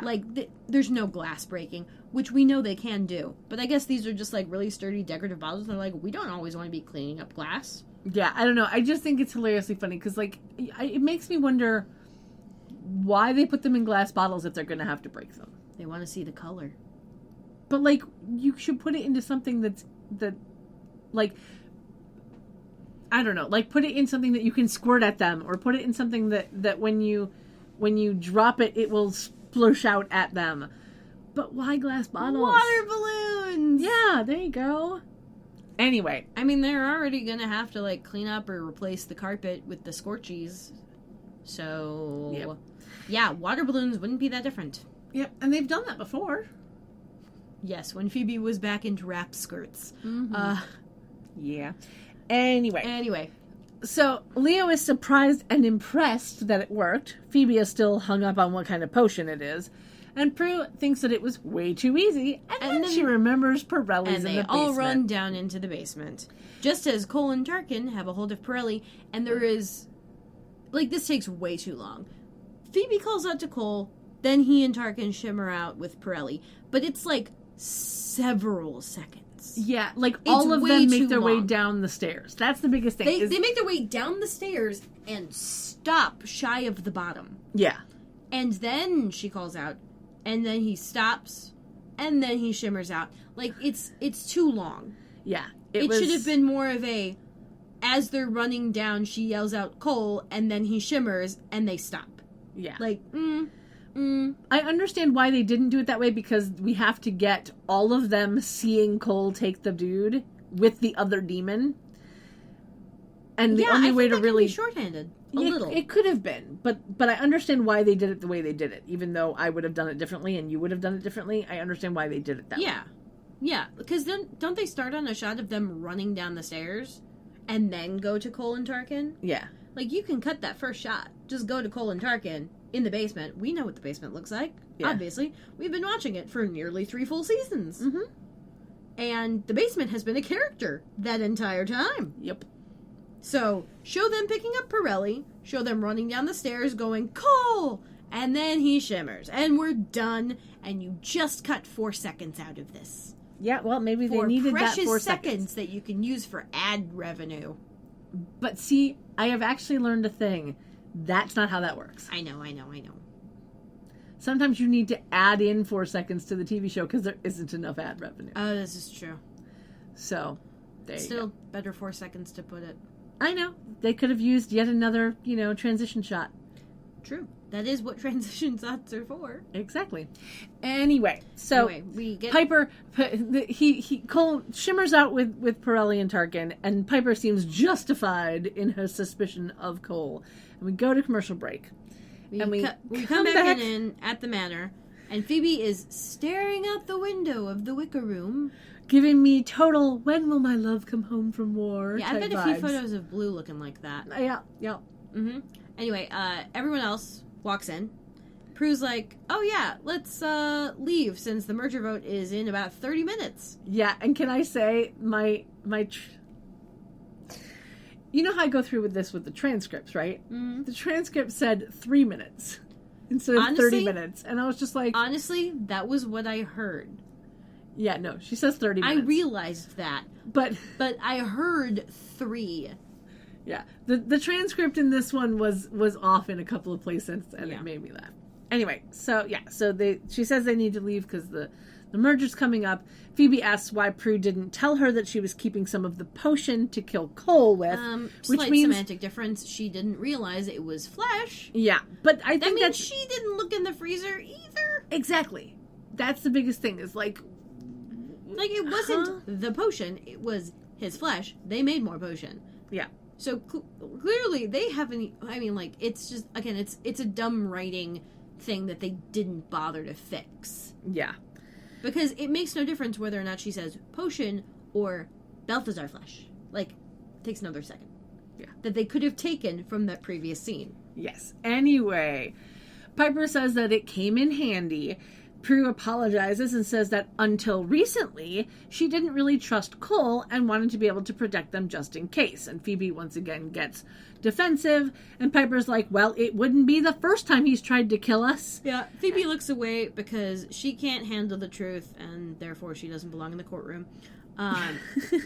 Piper says that she knows Phoebe loves Cole and knows that Cole loves Phoebe, but sending demons to kidnap their innocent kind of speaks for itself. Leo says that they shouldn't have let him go undercover. Phoebe says that this has to all be part of Cole's plan because Phoebe has the right mindset in this. And Prue says that they need to stick to their plan to vanquish the demon imposter. Yeah, Phoebe tells them that Cole said not to, that it was a huge mistake, and that she believes him. And I'm like, see, that would have been a good phrase to use as code. Yeah, well, Piper says that she at least doesn't believe him, and Leo's like, we need to get going. Prue says the vote is 3-1 and asks if Phoebe is coming. And then we cut over to the Brotherhood office. Vornak is pissed that 3 of his best demons are dead. Tarkin says the witches were more prepared than they thought. And Cole says that he didn't tip them off, and Clea's like, well, he did tell the witch to go home, and wonders if that was some sort of code. And he's Whatever. like, no, it wasn't a code, that the plan was to get Pirelli, which he did. Yeah, and I'm realizing now, Tarkin didn't even notice that they were the charmed ones. No. He said nothing. No, said nothing. He saw all of them, and their white lighter, which I think demons kind of recognize on sight. Because remember Cole, Yeah. immediately knew that's what Leo was? Yeah. Who knows? Whatever. Anyway. Vornak asks where Pirelli is, and Cole's like, I'm not telling you until he's you agree somewhere not to kill me. He's somewhere where you can't find him until I'm sure you won't kill me. Because that's smart. But it does make me wonder, Tarkin was with Cole. Did Cole just be like, I'm gonna go put this guy someplace without you? And Tarkin was like, yeah, cool, man. Tarkin what? is the yes man. Tarkin is the yes man. Oh, God, there's so much. There's so much. Yes, exactly. Oh, man. So, Yeah. What happened in rewrites on this? yeah, there's just so much What was the stuff. original version of this? I don't know. Unfortunately, this is probably the original version of it. No. This is too disjointed. Not necessarily. Well, I mean, it's gonna have multiple writers no matter how you go at it. But, like, something changed in rewrites and made this incomprehensible. Something happened. I don't know. Anyway. Vornak questions that Cole really has Pirelli. Tarkin says he was there and he knows that Cole has Pirelli. And Vornak's like, yeah, but I'm not sure I can trust you anymore. Because Fair. Vornak is actually thinking. That's fair, really. But then he realizes that he has to get back for the vote, and he says that Cole better deliver Pirelli after the vote or he'll kill him. And then he starts to shimmer out, but Cole reaches out a hand to grab his elbow and stops him shimmering. He tells him not to go, saying the witches will do anything they can to stop us, and they have a potion to vanquish you. Vornak wonders if they'll vanquish Cole, and we cut to an empty office via exterior shot of the building from the street looking straight up, and it was an interesting shot that, again, I think we've seen before. Probably. Anyway, And then the door the double of said doors open to a office. conference room fly open, and The girls all walk in. And Piper has one of my favorite lines, and I don't know why I enjoyed it so much, but she just goes, "Votes in, demon guy, you lose." And it made me laugh so hard because I swear to God they've been bringing up voting this entire episode just for that line. Probably. Because, like, this entire episode has been about the Honestly, I the gotta voting say, thing. the previous voting lines, much better than this one. I guess. I don't Again, know. I just this needs a liked it. punch-up. Yeah. Anyway, The chair swings around, and Cole is sitting in it. Phoebe, of course, stops Piper. Prue asks why Cole is there. And Cole says that the demon guy sent him instead, and that it might be a test because he's on to them. And Prue says that he's making it sound like they're working together. And Cole's like, aren't we? And Piper's like, yeah, you wish. Like, Yeah. We should vanquish you and we should vanquish you on the spot. yeah. And then asks where Pirelli is. Cole says he's safe and stands up. Prue asks again where he is, and Cole says, where else would he be? So Phoebe, finally catching on, Uh-huh. says, the safest place you know, the mausoleum. And then Cole's like, yeah, that's what we agreed to, right? And Phoebe's like, unfortunately, it is not. And then she grabs the potion out of Piper's hand? I don't remember. Was she holding it? I think she was holding it. Okay, well, anyway, She she steps forward. Throws? Yeah. She throws this potion at Cole, and we can see she throws it, and we cut to the carpet where there's a lovely little burn mark. And then on the little carpet. puff of smoke. Little puff of smoke, and Prue cries out, like, what are you doing? Cole Then starts yelling, changes and then into Vornak, and then Vornak is vanquished. and Piper's like, how did you know? And Phoebe's like, well, Cole said that the safest place he knows is with me. And then Cole shimmers in, and they spin around, and Prue is ready to throw the potion at him. Yeah. And he's like, oh, wait. Yeah. He asked them to listen to him, and he's like, I didn't have a choice. They were suspicious of me. I had to make them all think that I was evil, or they would have killed me. Piper's like, some of us still think you're evil. Prue wonders why the demon impersonated him, and Cole says that the demon didn't trust him and wanted to see whose side he was really on, but he knew that Phoebe wouldn't fall for it. Yeah. Piper asks about Pirelli, and Cole says that he had to make them think he'd actually betrayed them to give them the motivation to kill both Vornak and him. He asks Phoebe to forgive him, and she's like, I never doubted you. Walks over and is about to kiss him when she pulls back and does that little thing with her fingers, like, real close together. She's like, maybe a little. Yeah. They kiss, and we see Clea's eyes watching nearby, and then they disappear. Cole says that they'd better get Leo to the mausoleum and get Pirelli back before the merger. Piper asks why he can't do it, and he's like, no, I have to go back and cover my tracks. I don't want them hunting me down. He kisses Phoebe, promises he'll be out before her graduation party that night, and shimmers out. We then cut to Cole and Tarkin back at the office. Tarkin asks if he saw the witches kill Vornak. Cole's like, no, I just saw what was left. Also true. and that he went to kill Pirelli, but Pirelli was gone, so he assumes the witches have him. Tarkin asks what they're going to tell Raynor. Cole says that he warned Vornak, but he didn't listen, and says that he needs to leave again because he has to find proof for the source to clear his name. Tarkin says he can't go because Rayner wants a full account from him. Cole's like, you can fill them in. You know exactly what I know. And then he starts to walk away. And then Clea and a dude in vaguely Darth Vader-y robes minus helmet appear. Yeah, it was a little robe-esque. It was a robe. Yeah. And there were like these 4 red lines vertically down this like panel that was covered. Okay, so imagine a monk robe, your typical monk robe. There's like the bit that goes across the like around the shoulders. Like, okay, turn that black. Now put 4 vertical red lines down that entire panel, spaced evenly. Yep. That's exactly what this was, and it was weird. Yep. But anyway, this is Rayner. Yep. Rayner and Clea appear, and Rayner, like, throws an energy ball at Cole, which knocks him unconscious. So I guess it was energy ball light. Yeah. Half the fat. It was on the stun setting. Half the fat, half the sugar. Yeah. Tarkin says that Rayner was right, and Rayner says that Balazar has much to explain and much to answer for. And I like this guy's voice. So, Rayner is played by Ian Buchanan. He was born in 1957 in Scotland. They let him use his real accent, and it makes me very happy. His first IMDb credit is from 1986, and he seems to still be acting, which is kind of cool. Amongst his gigs, he has been in 4 different soap operas, and of those 4, his character on General Hospital was Duke Lavery, the husband of Anna Devane, who is played by Finola Hughes. Oh my god. So, there you go. It's a small world after all. Yep. Anyway. We are now in the final scene. Yes. Dun, We dun, cut to dun. P3, where we start in on a shot of Phoebe's partially cut up and eaten graduation cake on a table. And then we pan pan out up to see Phoebe hugging someone, and like we don't really get her face at this point, but her hair looks real nice. Yeah. Phoebe hugs this person, and then she walks off looking worried, and we see that Prue, Piper, and Leo are watching her nearby.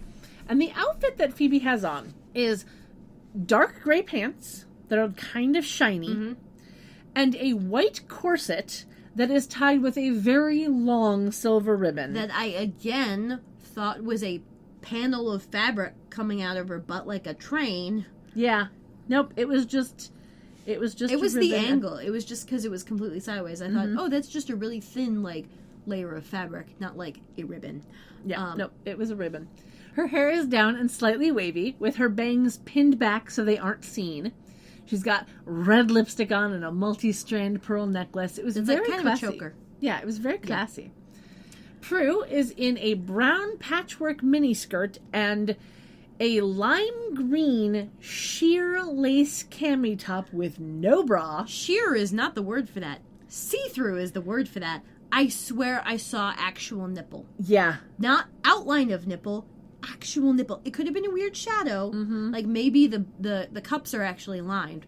But you can see her belly button and the seams on this entire thing. And then like the string where it goes like under the bust. Like it's fucking see-through. Yeah. Yep. No bra. Her hair is down. Piper is in what I believe was a little black dress with her hair down. And Leo is in jeans, a dark blue shirt, and a dark gray blazer. It was a nice look on him. Anyway, Piper wonders, as she leans against the bar, why they can't throw a party, have a wedding, or just live their lives without evil screwing it up. Prue says that Phoebe will start celebrating as soon as Cole shows his face. And Piper is like, well, what if he doesn't? Leo wonders, what if he can't? And then they walk over to Phoebe. And Prue's like, Cole did the right thing. And Piper's like, he proved that he was good. And Phoebe wonders what the cost was. Prue tells her not to think that way. And Phoebe wonders why she can't protect one part of her life. Her sisters try to be comforting. And Phoebe tells them that the night before, Cole had asked to have his powers stripped. She says that everything was perfect yesterday, but now it's all fallen apart. And she wonders where Cole is and what happened to him. And then we cut to the end credits. Yep. It was an interesting episode. It could entirely be excised from the canon. Yeah, like it's one of those along episodes. with the episode after it. Well, no, not entirely. I know what happens in the next episode, but like, there are. It's just It needed a punch up. Yeah, I don't it's one care. of those. It's one of those episodes where, Like, the things I like, the plot elements I like most about this is that Raynor comes in at the end, and we have, like, Spy Lady. yeah, That's it. I don't care about the rest of it. yeah. I think, like I said And at those the beginning, two could have been folded into something else. yeah, like I said at the beginning, the issue is we don't care about any of these people, We really don't. and they didn't make us care about any of these people. They really didn't. And, like, we don't even care about them as villains. And I think that's the biggest thing, is they didn't seem like they were actual villains. Mm-hmm. There was no, like, consequence for the charmed ones in this. Yeah. And, like, and that's why I say, it's like, I didn't hate this episode because it was a Cole-centric episode. I hated this episode because it was boring as fuck. Like, I love this show, don't get me wrong, but this episode was just boring. Yep. Now, if I were to rewrite this, I would start off with the whole, like, prophet thingy. I would change that. Like, sure, you can find out they're prophets. Maybe, like, they get a call from Daryl. He's saying, like, a bunch of homeless people have had their throats slit, and we found a dagger at one of the scene because I guess someone stumbled into it, and it was like, it looked like an athame. Like, what the fuck is going on? Like, have it drawn in by the prophets getting killed, and you're like, okay, well, what the fuck is happening here? Mm-hmm. And then Cole shows up. They ask him, and I mean, obviously they wouldn't know he's that, but Yeah. like, I don't know how they get from there exactly to learning about the Brotherhood of the Thorn. I don't know. Maybe he sees the dagger and recognizes it. Something like that. Yeah, there are many ways that this could have been done in a different way that would have made it more entertaining as a story. Yeah, because if it starts off with the goal of the girls to save innocents, they see innocents are being killed. They don't know why, so they then have to find out why that's happening, and then that leads them into the undercover story. Right. Like, that would be so much better. Yeah. There are many ways that they could have done this Because in a then different way. that would add more. Oh, Triggs is missing. He was supposed to kill this prophet. Like, maybe we get introduced to the idea of the prophet that way instead of from, like, backdoor Cole. Like, Yeah, I think that's the biggest thing for me. And again, it's going to make it sound like I have an issue with this because it's a Cole-centric episode, but it didn't have to be a Cole-centric episode. it didn't. He could have simply been a part of it. Yeah. And then it leads into more of his backstory. But no, we had to start off with him appearing in the first scene out of nowhere just because he felt like taking a nap. Yeah. I don't know. A nap. Quote unquote. Yes. Yes. Anyway, so, end of the episode. We are on to our ratings. I've changed my rating on this a few times because, Yeah. like, I just... Yeah. It's not that I hate this episode. It's that It's not the worst episode. I never want to watch it again. Not because I hate it, just because it doesn't matter. Yeah. It really doesn't matter. Yeah. Hell, you could have just started off with the next episode and added a little bit about, like, Cole left you a weird note or something. I don't know. Yeah, there are many ways that this episode could be taken out if you just add in an extra scene in the next episode to tie it all together. But anyway, this gets a pretty low rating for me. I'm giving it 5 out of 10 covert kitties. And yes, covert is spelled with a K. Because Clea is spelled with a K, and therefore kitties is spelled with a K. Well, kitty is spelled with a K, yeah, definitely. But it's covert kitty, so... Yeah. I am also giving it 5 out of 10 glowy eyes. Yeah, we almost did a double here. Yeah. I liked the glowy eyes. Double Jeopardy. Yeah. So with our ratings done, that means we are on to our outfits. Did you have an outfit that you liked the best? I liked pretty much all of them, actually. Though I will have to say, I think I liked Cole's suit the best. Okay.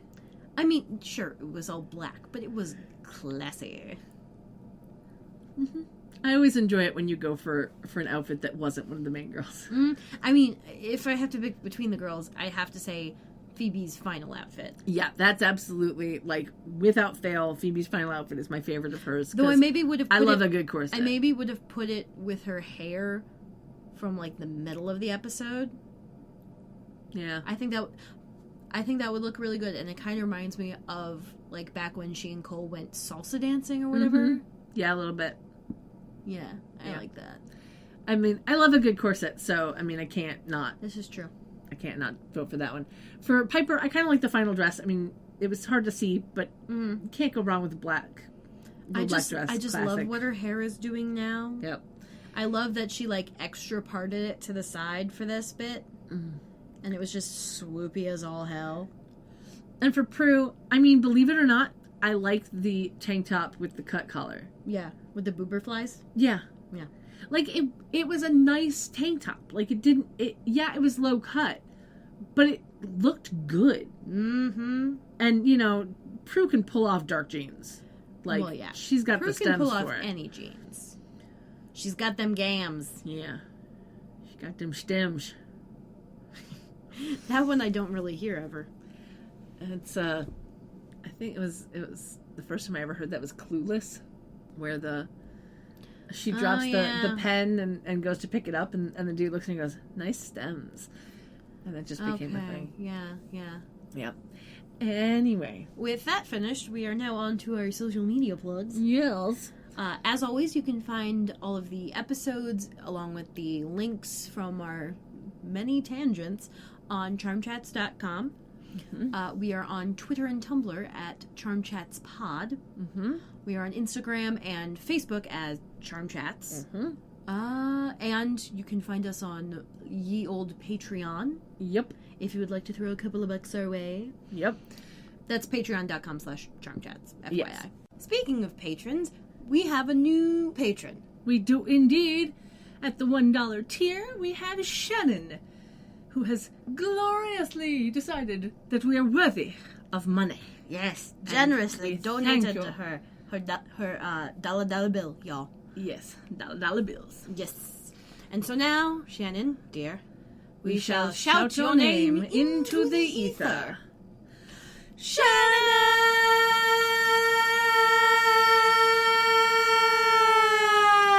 Shannon! Thank you, dear. Thank you! And hey, if you become a Patreon, you get automatic access to our Discord server, Yeah. where we are pretty much always there.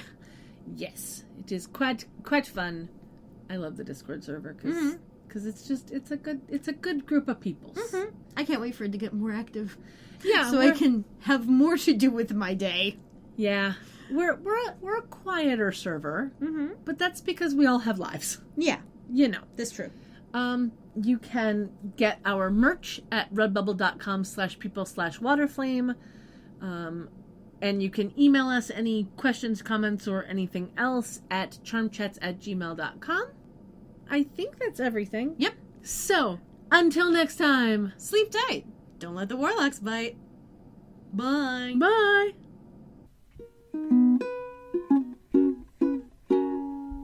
Phoebe, Piper, and Prue, they've got evil to slay and some potions to brew. So we'll see where it's at next time with Kendra and Kat